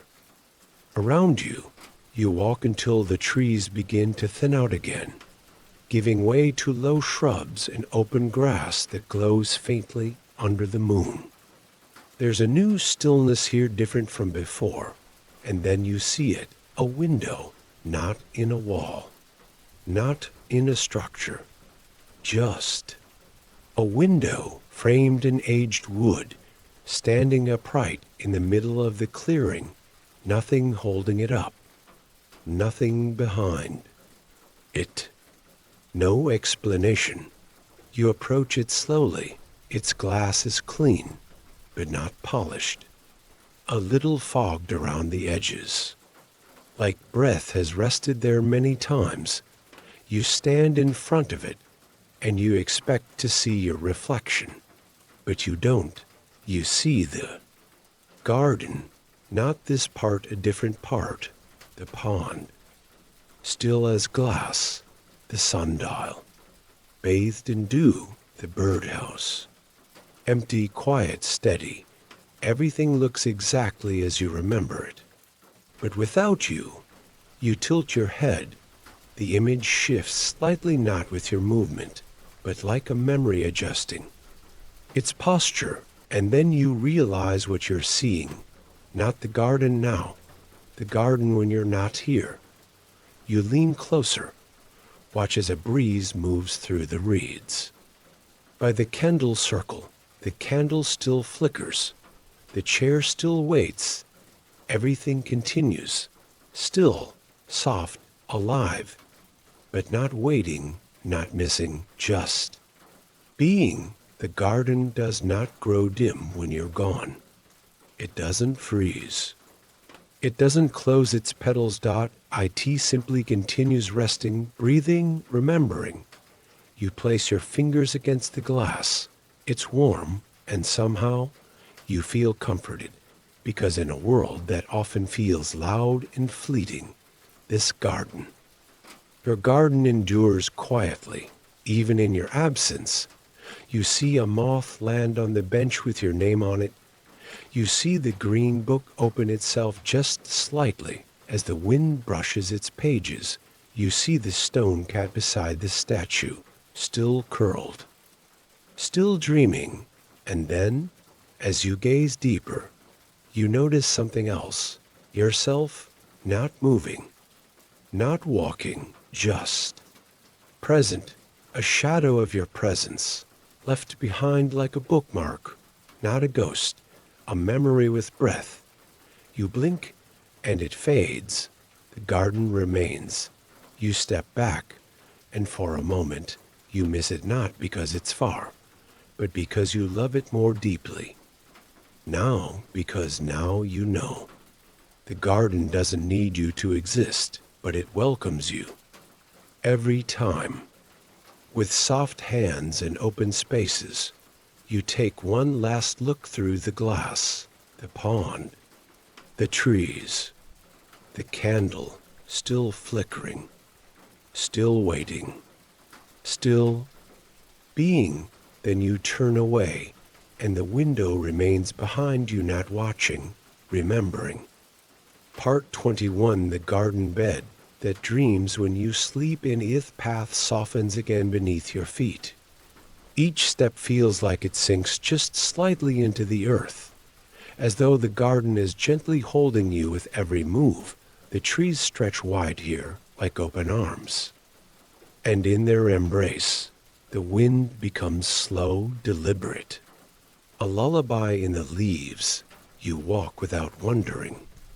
You no longer need to guess what the garden is offering next. You've learned that it arrives quietly, without announcement, without urgency. And there it is, nestled between two broad oaks, beneath a canopy of swaying branches and vines. A bed. Yes, a bed, not a bench, not a patch of grass. A real bed, but not like the ones in your waking world. This one has no headboard, no legs. It rests low to the ground, built into a platform of living roots, moss, and wildflowers. Its mattress is made of layered leaves and cottony, soft forest wool. The quilt draped over it looks like it's been woven from twilight and sleep. A patchwork of muted blues and warm dusk tones stitched loosely with golden thread that glimmers only when it catches the moonlight. At the foot of the bed is a pillow. It's round and slightly flattened, as if someone or something has rested here often. You don't need to ask if it's meant for you. You know, you step closer. The moment you do, the space around the bed changes. The air thickens not with weight, but with welcome. There's a hush here that goes deeper than quiet. The kind of hush you feel right before you close your eyes. When everything slows. When nothing presses. When even your name seems to wait its turn. You lower yourself onto the bed. The moss cradles your weight. The leaves shift just enough to shape themselves around you. The pillow receives your head like it remembers you, and for the first time tonight, you lie down, your body size before your mouth does. Above you, the trees sway in time with something you can't hear, but you can feel it. A rhythm not made of music, but memory. The quilt covers you all on its own. You don't need to adjust it. It just knows. You stare upward. Through the branches. Through the gentle bend of leaves. To the sky wide and dim and deep, the stars are still there.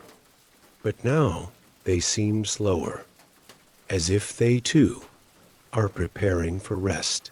Your eyelids begin to drift downward. But not all at once. This sleep is not impatient. It waits for you the way a mother waits for her child to finish their story, and then you begin to dream. But the dream doesn't come from you. It comes from the bed. Soft images bloom behind your eyes. A river winding through tall grass, its surface glowing with scattered petals.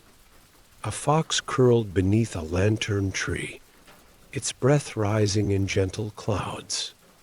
A pair of shoes left by a door that no longer needs opening. You don't guide the dream.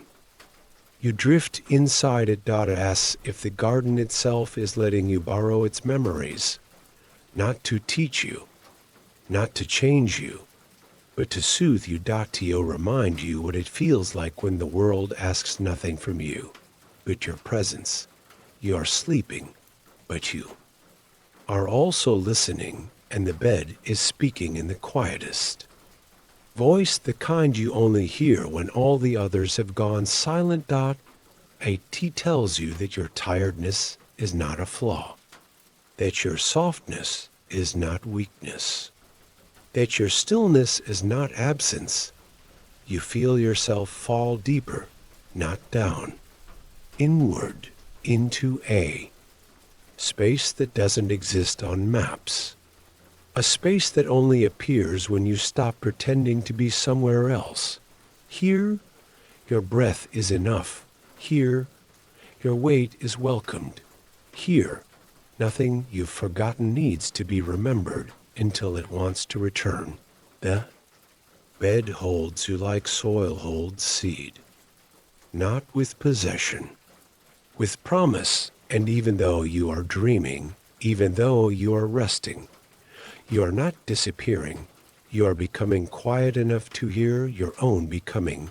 You do not know how long you lie there, and it doesn't matter, because the bed does not count time. It only keeps it company, eventually. Your eyes flutter open, only slightly. You don't feel like you've woken. You feel like the dream has decided to rest alongside you. The stars are in the same place. The air hasn't moved, but something inside you feels changed, not fixed, just softened. You rise slowly. The quilt slides away without resistance. The bed remains behind you, a soft indentation left where you once lay. You run your fingers along the edge of the moss-lined platform and feel something carved beneath the leafy trim, a phrase etched faintly into the rootwork itself. You slept in the garden, and the garden dreamed of you. You smile without thinking, because of course it did, because you're part of it now. Not as a visitor, but as a memory. The garden will keep quiet and whole and resting. You step away from the bed. and it stays behind, not waiting, just remembering. Part 22, the echo tree that repeats what you've never said. Aladu walks slowly. Now, not because your legs are tired, but because your heart is full, the kind of full that makes you quiet, like a song still playing softly after the music has faded. The garden around you is unchanged, yet you feel it differently. Every leaf feels closer. Every breeze feels like it knows your name. You don't rush. The path seems to glide beneath your feet, each step no longer a movement, but a continuation of stillness. And then you hear something, faint, not quite a whisper, not quite wind.it. Brushes past your ear like the tail end of a thought. You pause, turn gently. To your right stands a single tall tree, not the widest, not the tallest, but somehow important. Its bark is smooth in some places, cracked and curled in others, like an old letter left out in the sun. You take a step closer, then another. You feel it before you touch it, a slow vibration beneath your ribs, a low hum without sound. This tree is listening. You place your palm gently against the bark. Warm, alive, the tree doesn't move. But it acknowledges you, not with creaks or rustles, but with presence, like it knows you've arrived. You close your eyes, without speaking, without asking, and then you hear it. Your voice, not loud, not echoing in the way caves return sound, but softer, familiar. You can't remember saying the words, but you know they're yours. I wish I knew how to rest. The sentence floats in the air between you and the tree. A T doesn't feel embarrassing or strange. It feels freeing. Another whisper follows. I think I miss a version of me I never had the time to meet. And then another. Sometimes I don't want advice. I just want quiet company. You feel your breath catch in your chest, not because you're upset, but because the tree isn't revealing secrets. It's returning truths, the ones you never said aloud, the ones you didn't think anyone needed to hear, the ones you were too tired to phrase. This tree has been listening for longer than you've been speaking. You don't move. You just stay. The next words come slowly, not sentences, now fragments. I forget I'm allowed to stop. I carry more than I show. Sometimes I want to be small and still and enough. Each one lands softly in the air. Each one feels like a small bird resting briefly on your shoulder. The tree is not asking anything of you. It is offering you yourself, without correction, without opinion, just reflected, gently like water holding the sky. You lean your forehead against the trunk. You don't cry. You don't speak. You listen, and for once, that's enough. In this place, there is no need to explain how you feel, because the garden already knows how to hear what you never said. And this tree, this quiet, honest tree, has remembered for you. You open your eyes. The air is still. The light unchanged, but something inside you has relaxed. Something small. Something sacred. You let your hand fall away from the bark. The tree says nothing now. It doesn't need to. It has said what it came to say. And more importantly, it has heard what you never said aloud. As you step away, you glance at the ground beside its roots. There, nestled in the moss, is a flat piece of smooth bark. You lean down. Words have been burned into its surface, not carved, not scratched, but warmed into place. They say, Sometimes being heard means saying nothing at all. You place the bark back gently. Let it rest exactly where it was and walk away slowly, not out of grief, not even out of awe, just peace, because you finally heard your own silence and it said everything you needed it to. Part 23, the ferns that open only when you're honest with yourself. The air feels fresher now, as if something inside you has shifted and made more space for breathing. You move slowly, not because you're uncertain, but because you're certain that nothing ahead of you is in a hurry. Even the garden seems to lean back, allowing you to lead. For now, the trees part gently, revealing a glade just ahead. You notice how soft the light is here, not filtered through leaves, but settled like dust on old pages.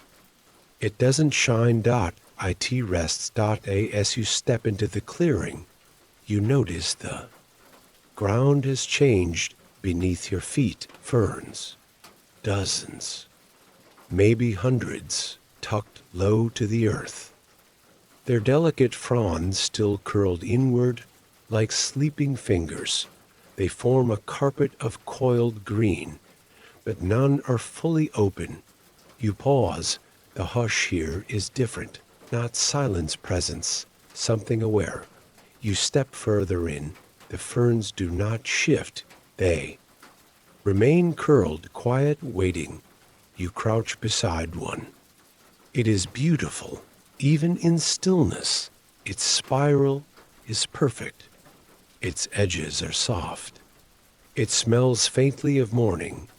You reach out, not to touch, just to be near. And then, somewhere behind you, a fern unfolds. You don't see it. You only hear it, a quiet stretch.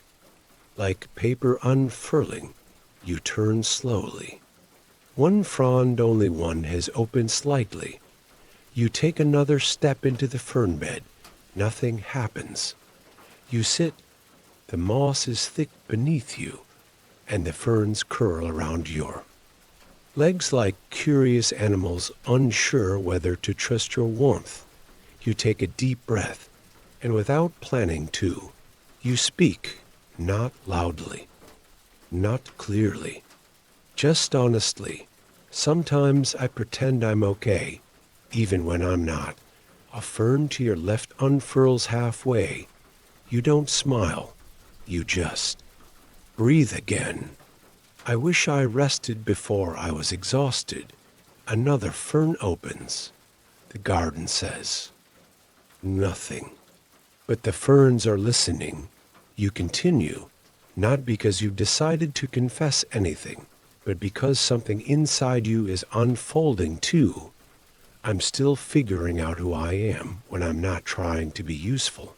More ferns stretch, not all at once, not dramatically, just softly, quietly, like a room slowly filling with light. You realize something.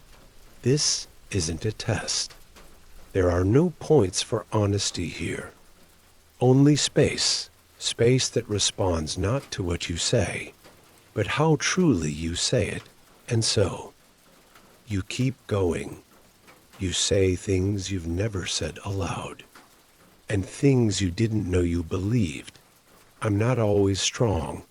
I don't always know what I need. Sometimes I feel invisible, even when people see me.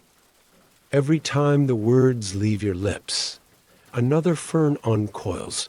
The clearing becomes a circle of gentle green arms stretching, blooming, holding space. You lie back slowly. The ferns do not pull away. They make room above you. The sky holds no stars. Here just a soft blue-black stretch of quiet dot and no judgments. No direction, only openness. Your body relaxes into the earth, and you feel something new. Not just permission to rest, but permission to exist. As you are, without performance. without disguise, without fixing, just truth, and the truth is, you are tired, you are soft, you are unfinished, you're still becoming, and here, that is more than enough. You close your eyes, the ferns continue to breathe beside you. You feel the shape of your body in the moss, not as weight, but as belonging you. Stay like that for a long time, not sleeping, not thinking, just being. When you finally sit up, the clearing has changed, not transformed, just opened. The ferns around you are mostly uncurled now, soft green fans catching the moonlight like dreams. You run your fingers gently across one of them. It bends slightly toward your touch, then settles again. As if to say, thank you for telling the truth. You rise slowly.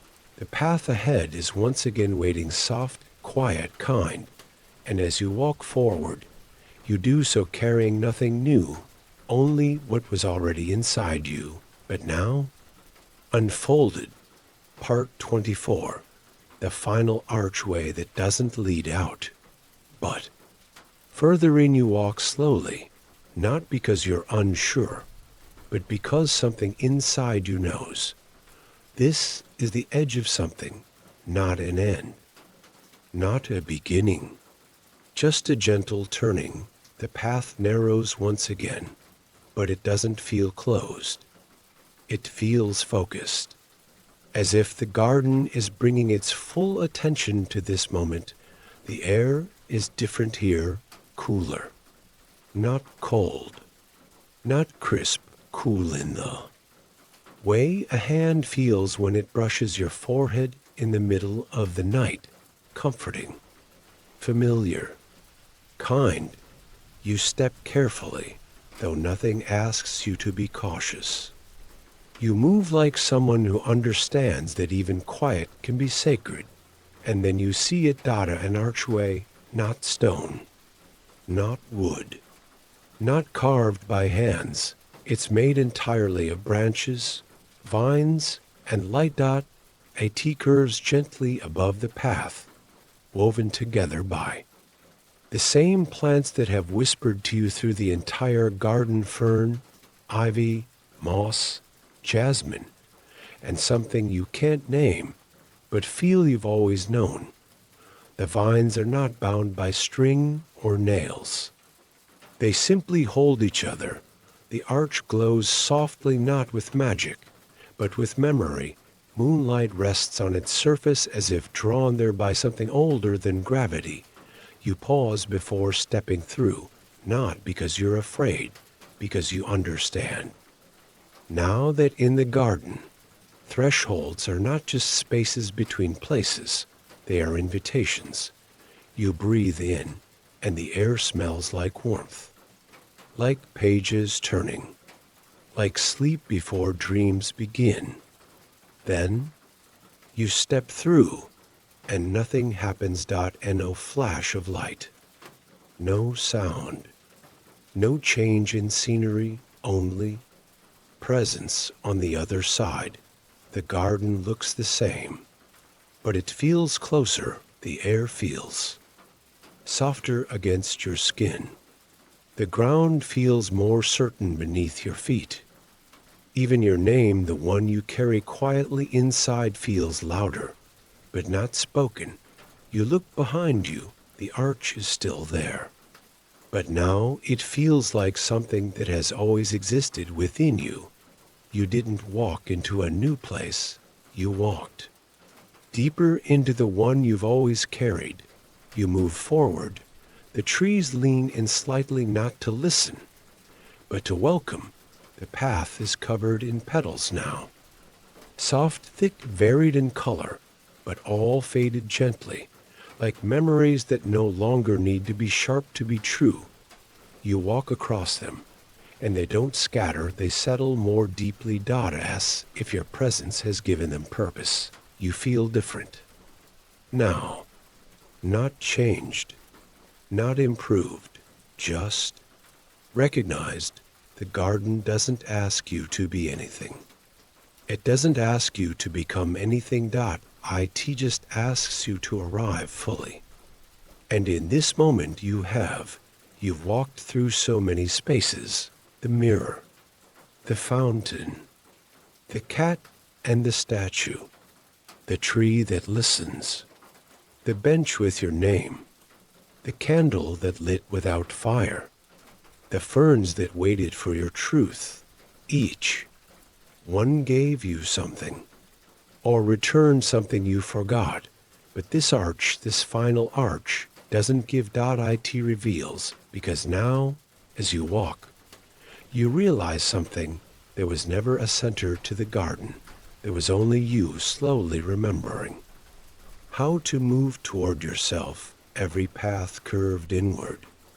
Every clearing made space. Every silence was permission. You have not been wandering. You've been returning, not to a place.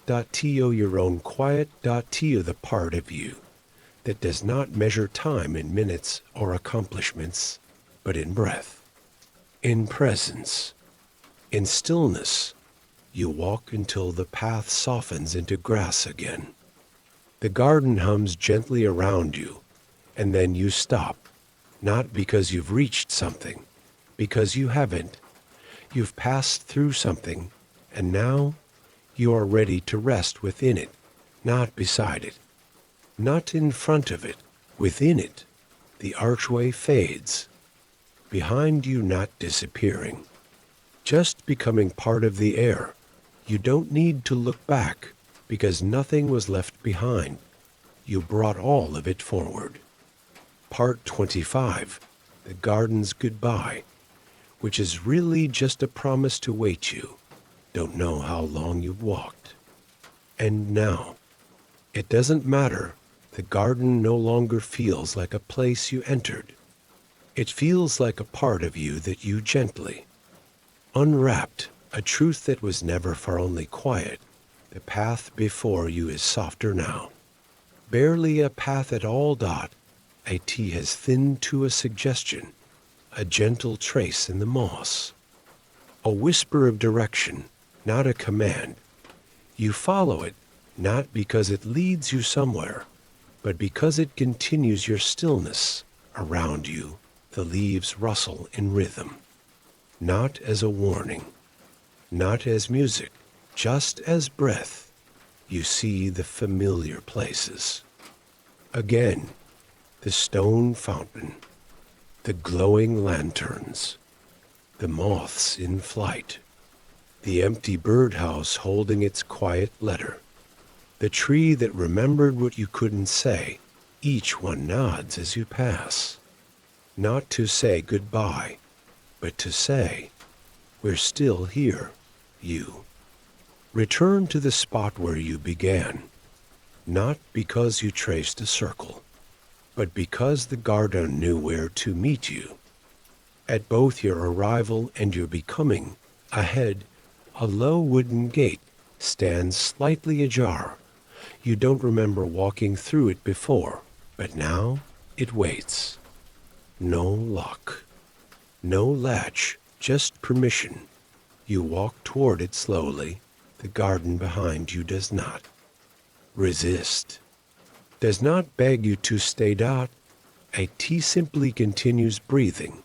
The wind moves gently through the branches. A fern lifts its frond one last time. The mirror, now behind you, quietly reflects the moon. You pause at the gate, and something stirs inside, not sadness, not joy, just a fullness that doesn't know where to go. You turn back, and in that moment, you feel it. The garden is saying something without words, without voice, but clearly. It says, you are welcome to go, but nothing will forget you. Nothing will close. We will wait. As long as we need, we always have. You place your hand gently on the gate, and before stepping through, you whisper, Thank you for holding me. The wind stirs just slightly. A final breath. A final brush of leaves, and then you step forward. The garden does not vanish. It simply settles, like a book that remains open, even after the reader has closed their eyes. You walk a few more paces, until you no longer hear the soft echo of moss. Beneath your feet, you stop. You look up at the sky. The stars are brighter now. Or maybe you are. You close your eyes. And for a moment, you feel everything at once. The bed where the garden dreamed of you. The candle that lit itself for your stillness. The bench that knew your name. The tree that echoed your unsaid words. The ferns that opened with honesty. The clock that didn't need hands to know your rhythm. And you feel the garden's promise, not as farewell, but as presence, still here, still breathing, still waiting, waiting not because it needs you, but because it understands you. It knows you may forget. It knows you may grow busy, loud, worried, tired, and it says, that's all right. We will wait again, and when you return, not if, but when you won't have to knock. You won't have to explain. You won't have to earn your way back. The garden will part its branches, unfold its petals, uncurl its ferns, and say, we remember, welcome back. You are here now. That is enough. You open your eyes. The night is still. The stars shimmer. And deep inside you, the garden continues. Part 26. The branch that holds the memory you forgot to keep. The world beyond the garden is quiet, not because it's empty, but because you're still carrying the hush with you. You walk slowly, as if a piece of the moss is still underfoot. The softness lingers in your limbs, in your breath, in your thoughts.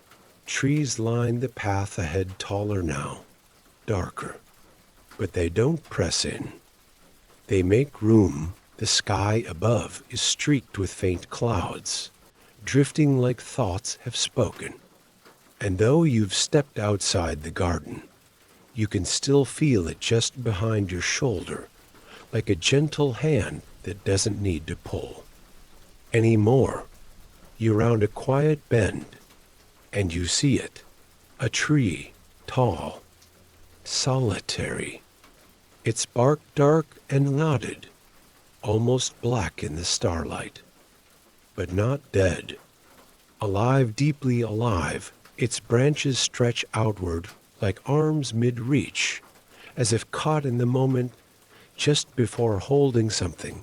One branch extends lower than the rest, thicker, wider, weighted with time, and hanging from it, a single ribbon, old, faded, frayed at the edge, its color unclear, like something long exposed to weather. Two tears, to wind. It moves gently in the night air. You step closer. The ribbon is tied around a spot on the branch where the bark changes. A smooth patch like a scar, and carved into that patch, barely visible unless you lean close, is a line. You left this here long ago. You place your fingers on the bark. Warm, smooth. You don't remember tying the ribbon. You don't remember being here, but your chest tightens not in fear, but in recognition. A memory lives here, not one that was taken from you, one that you placed here on purpose, safely until now. You close your eyes, and instead of trying to remember, you listen. At first, nothing. Then an image, a younger version of you, not by age, but by stillness. Someone who had not yet learned how to speak everything they carried. Someone who, in a quiet moment, placed something here. A feeling, a wish, a truth too heavy for a single season. You breathe in slowly, and the ribbon sways again. This time you see it for what it is, a bookmark in time. You don't pull it free. You simply place your palm beneath it, and something inside you relaxes. You don't need the full memory. You don't need to relive it. You only need to reclaim what it left behind. The feeling of trusting yourself enough to let go, and trusting the garden or the world to hold it until you are ready.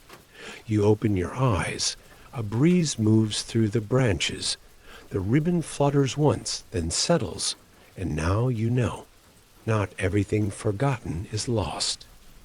Some things are simply waiting, quietly, lovingly, until you are ready to return. You step back. The tree doesn't change. It just remains rooted, strong, holding something sacred. You touch your heart once, then walk on, carrying nothing new. Only what you once gave away, and finally brought home.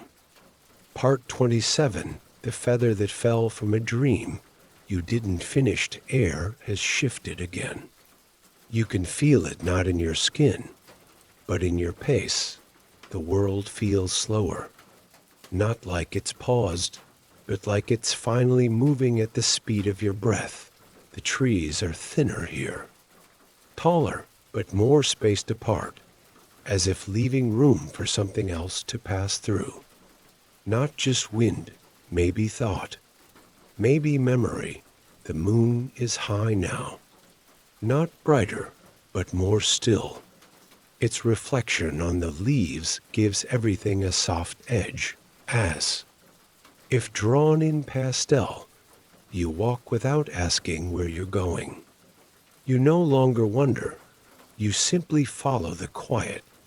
Then something draws your eye.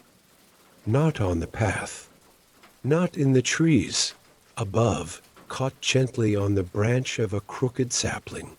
A feather. It hangs by a thin thread of spider silk, twisting slightly as if swaying to music only it can hear.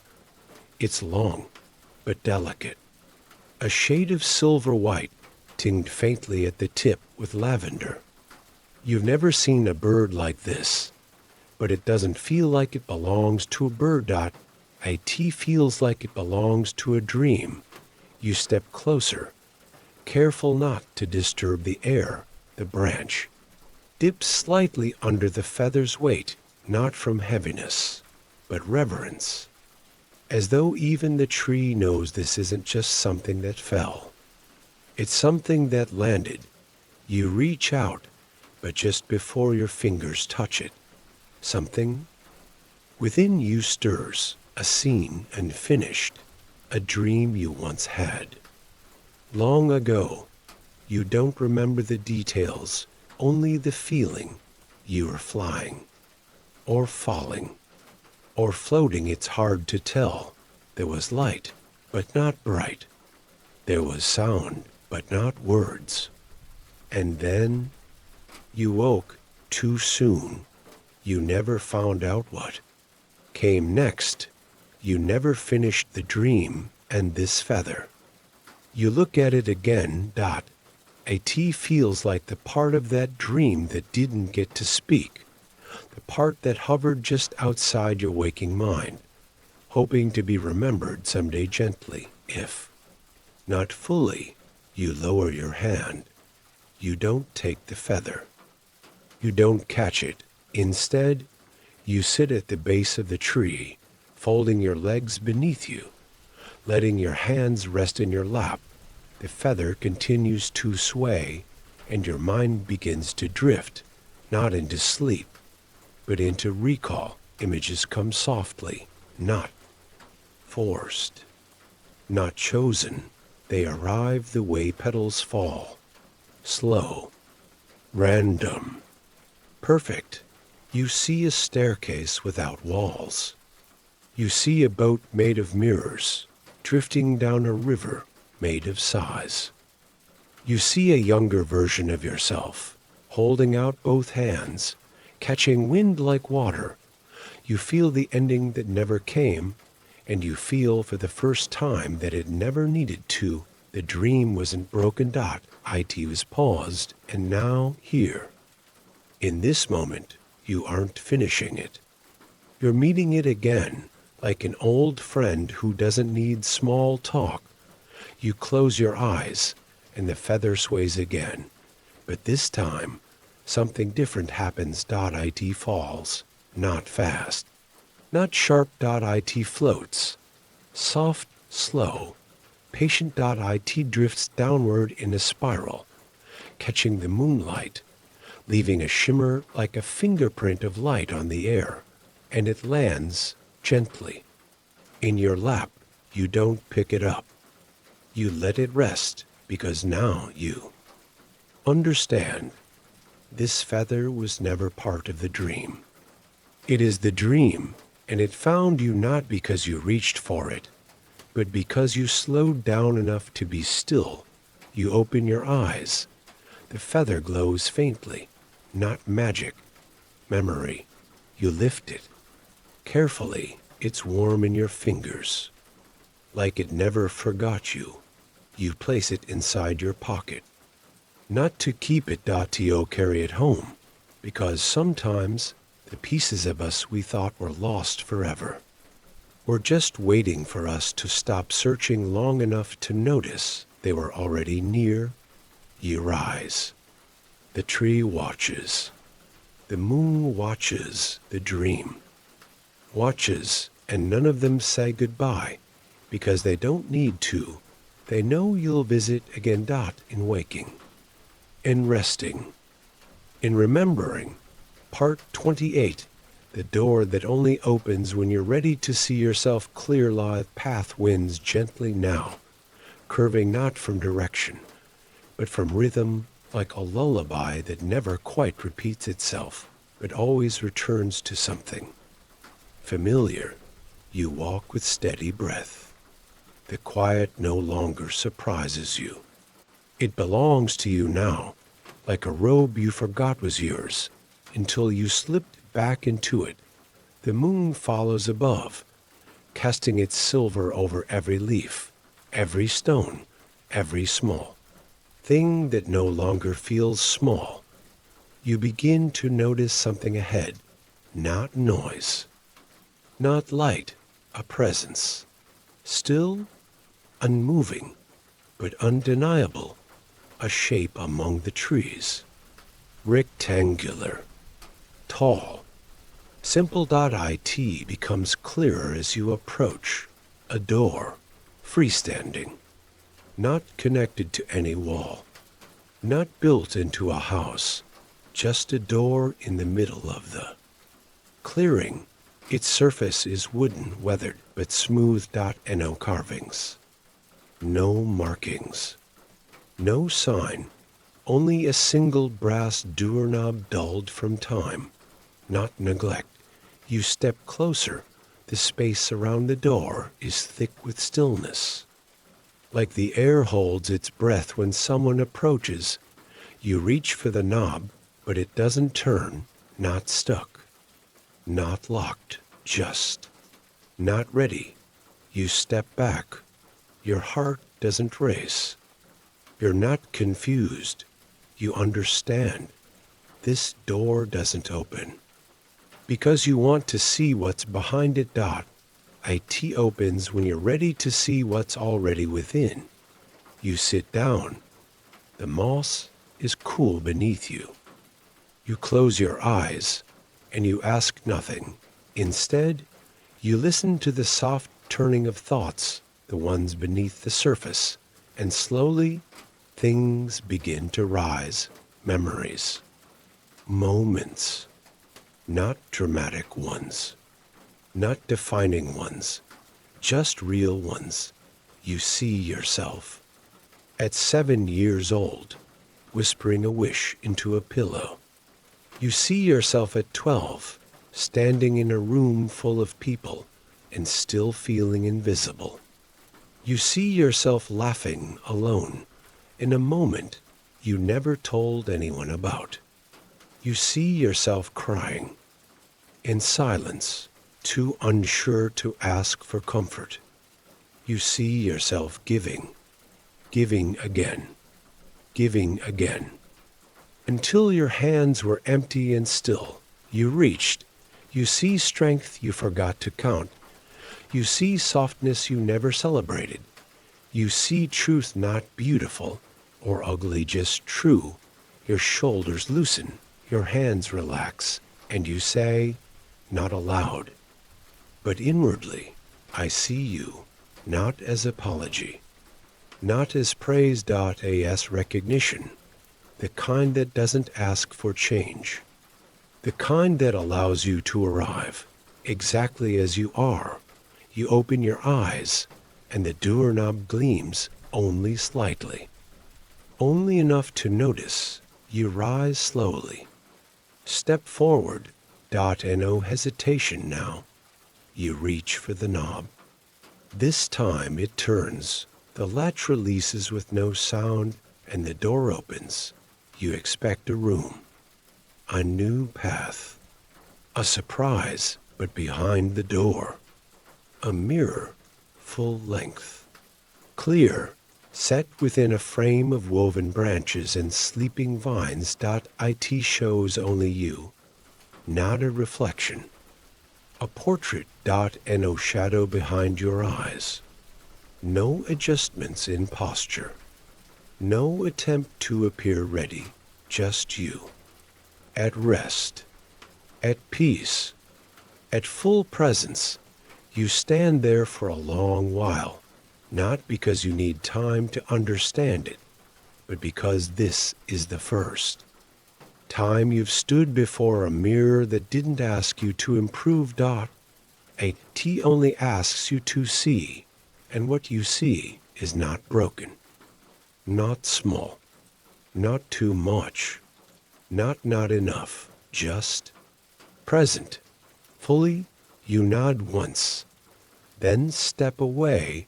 The door closes on its own, not with finality, with grace. You do not feel a need to mark this place. You do not feel like something is ending. You feel settled, the kind of settled that lives in the chest, where peace breathes slowly without needing to be loud. You walk away, and behind you, the door remains for others, and for you when you're ready again. Part 29. The quiet clearing where the garden remembers what you've forgotten to love. The path grows wider again, not grand or dramatic, just open, welcoming.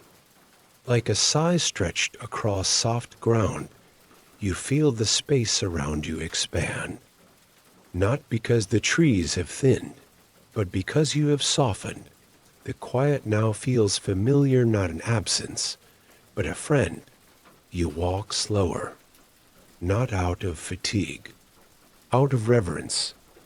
Then the trees step back.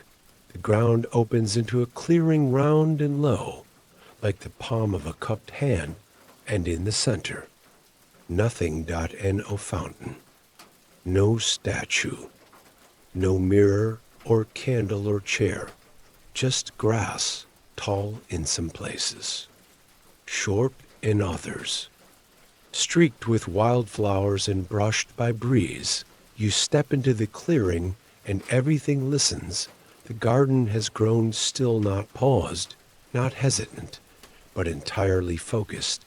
You feel it, a soft pressure, not on your skin, in your chest, a gentle pull, and you remember there is something here, something you once left behind.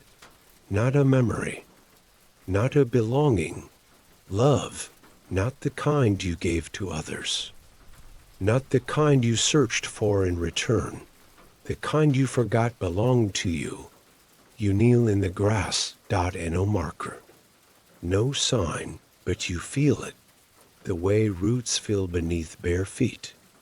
The way warmth lives inside a room you didn't know you missed. You close your eyes, and slowly pieces begin to rise. Soft ones, unremarkable ones. A song you used to hum without realizing. A way you used to sit when you were thinking. The feeling of your favorite blanket wrapped around your knees. The smell of something simple on a rainy morning, tea or books, or your own skin warmed by sleep. The memory of giving someone a gift they never saw you deliver. The joy in watching something grow, a plant, a child, an idea.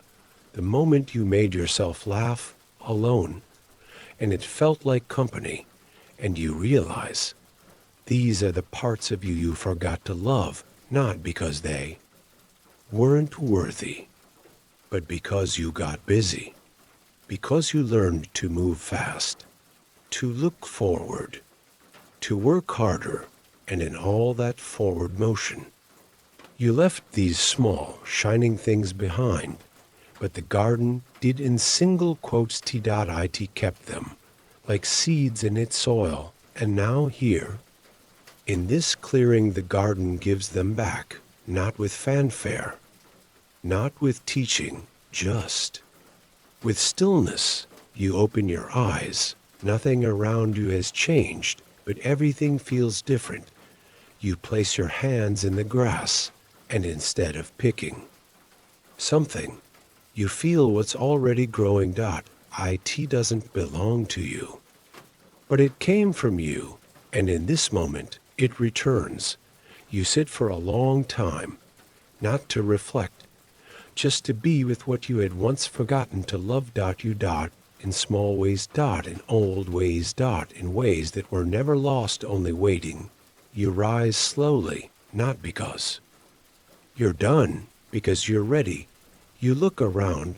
The clearing doesn't wave goodbye. It rests, and so do you. As you step back onto the path, you carry nothing visible, but something has returned to your hands, to your chest, to your breath, the feeling of being enough, not because you earned it, but because you remembered where to look.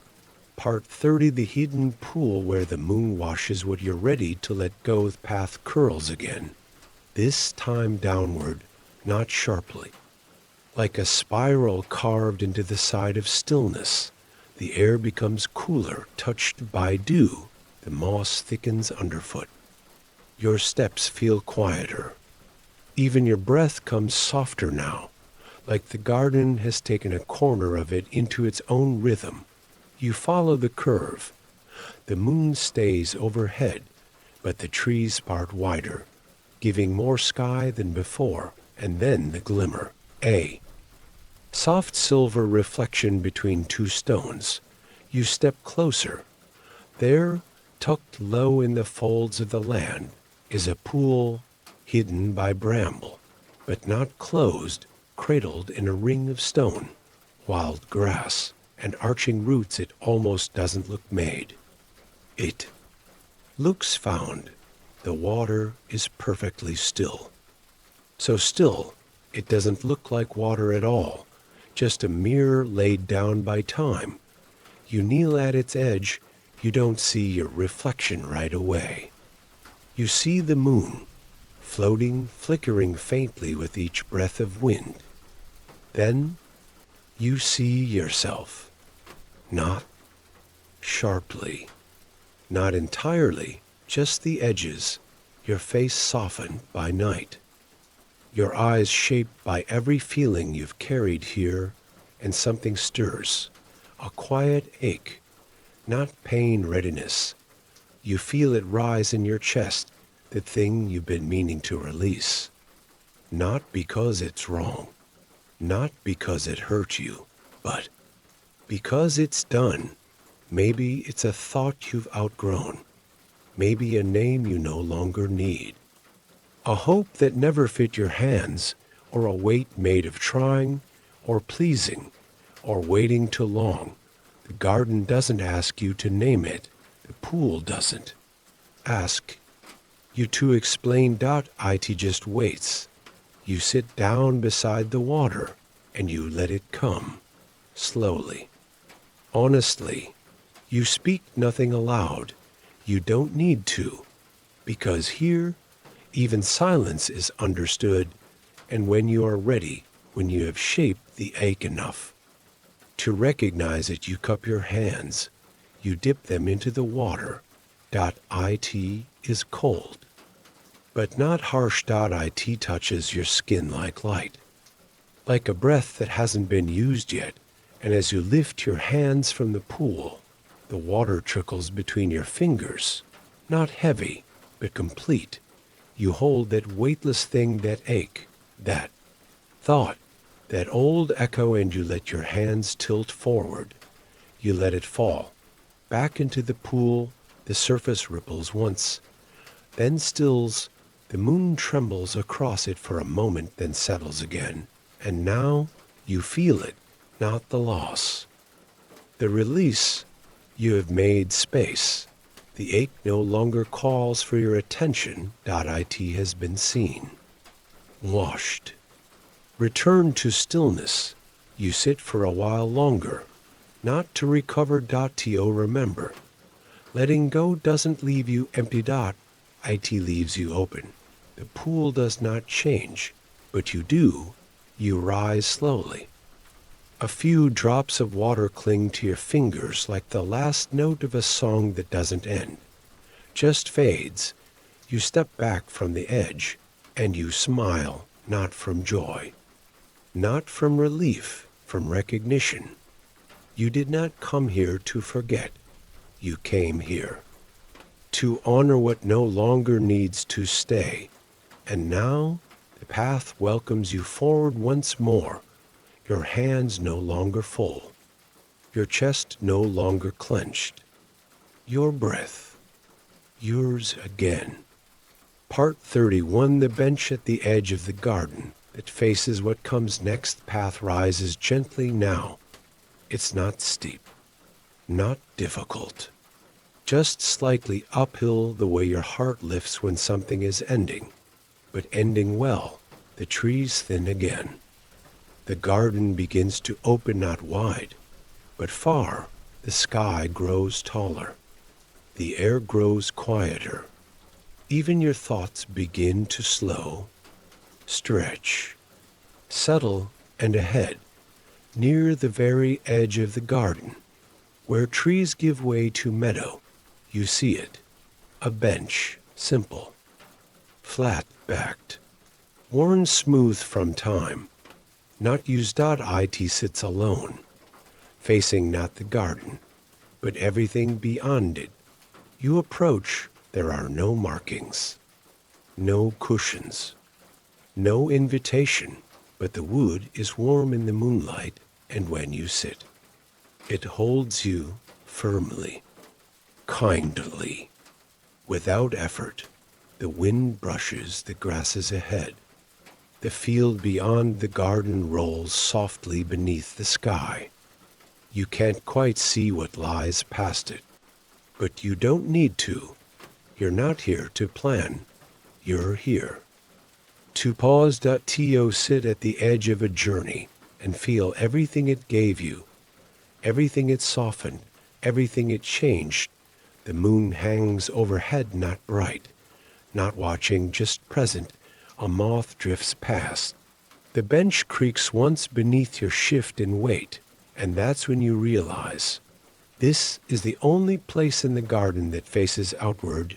Everything else, every pool, path, tree, lantern curved inward, brought you deeper, asked you to stay.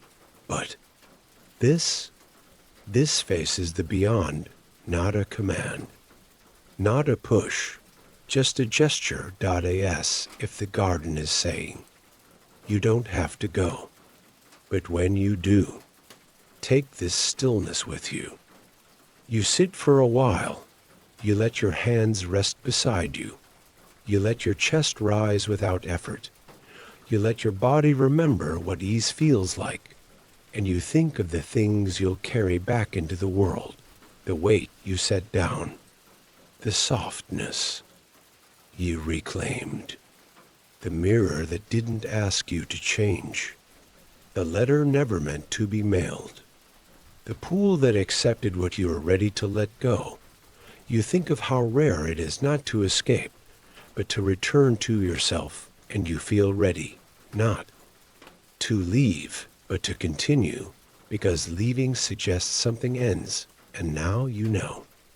The garden never really closes. It just folds quietly behind you, like breath, like memory, like a soft light that stays on while you sleep. You stand. The bench creaks again, not in farewell, just in acknowledgement. You turn once. Look back over. The garden, there is no sign, no gate, no marker, just moonlight over moss. A quiet that remembers you, and a path ahead, not drawn, not promised, just open. You take a step, then another, and the garden does not vanish. It stays where it is, and a part of you does too, because now you understand. What comes next isn't new. It's simply the rest of your becoming, carried gently forward by everything.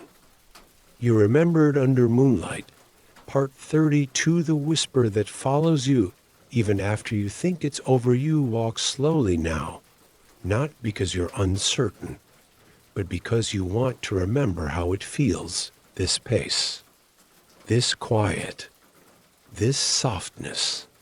The garden is behind you, but not really. Its stillness still hums beneath your ribs. Its rhythms walk beside you, like an invisible friend who doesn't need to speak. You are not returning to the world as someone new. You are returning as yourself, clearer, quieter, more whole. The night air feels different now, not because it changed, but because you did. You hear things you used to miss. The faint rustle of grass far off to your left. The gentle wings of an owl as it passes high overhead. The stretch of your own breath in your chest, and something else. Not sound, a presence. Faint, like a whisper.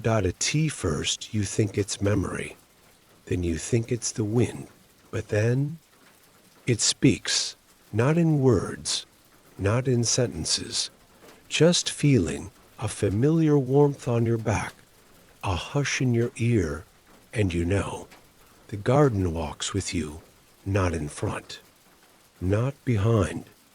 Within, you pause. There's nothing around you but meadow, but still the whisper stays, not like a ghost, more like a reminder. It says, you don't need silence to be still. You don't need the garden to feel peace. It lives in your hands now. And you understand the magic wasn't in the mirror. It wasn't in the bench or the candle or the door. It was in the way you slowed down long enough to hear what you had forgotten to listen for. And now that part of you doesn't sleep. It stays awake.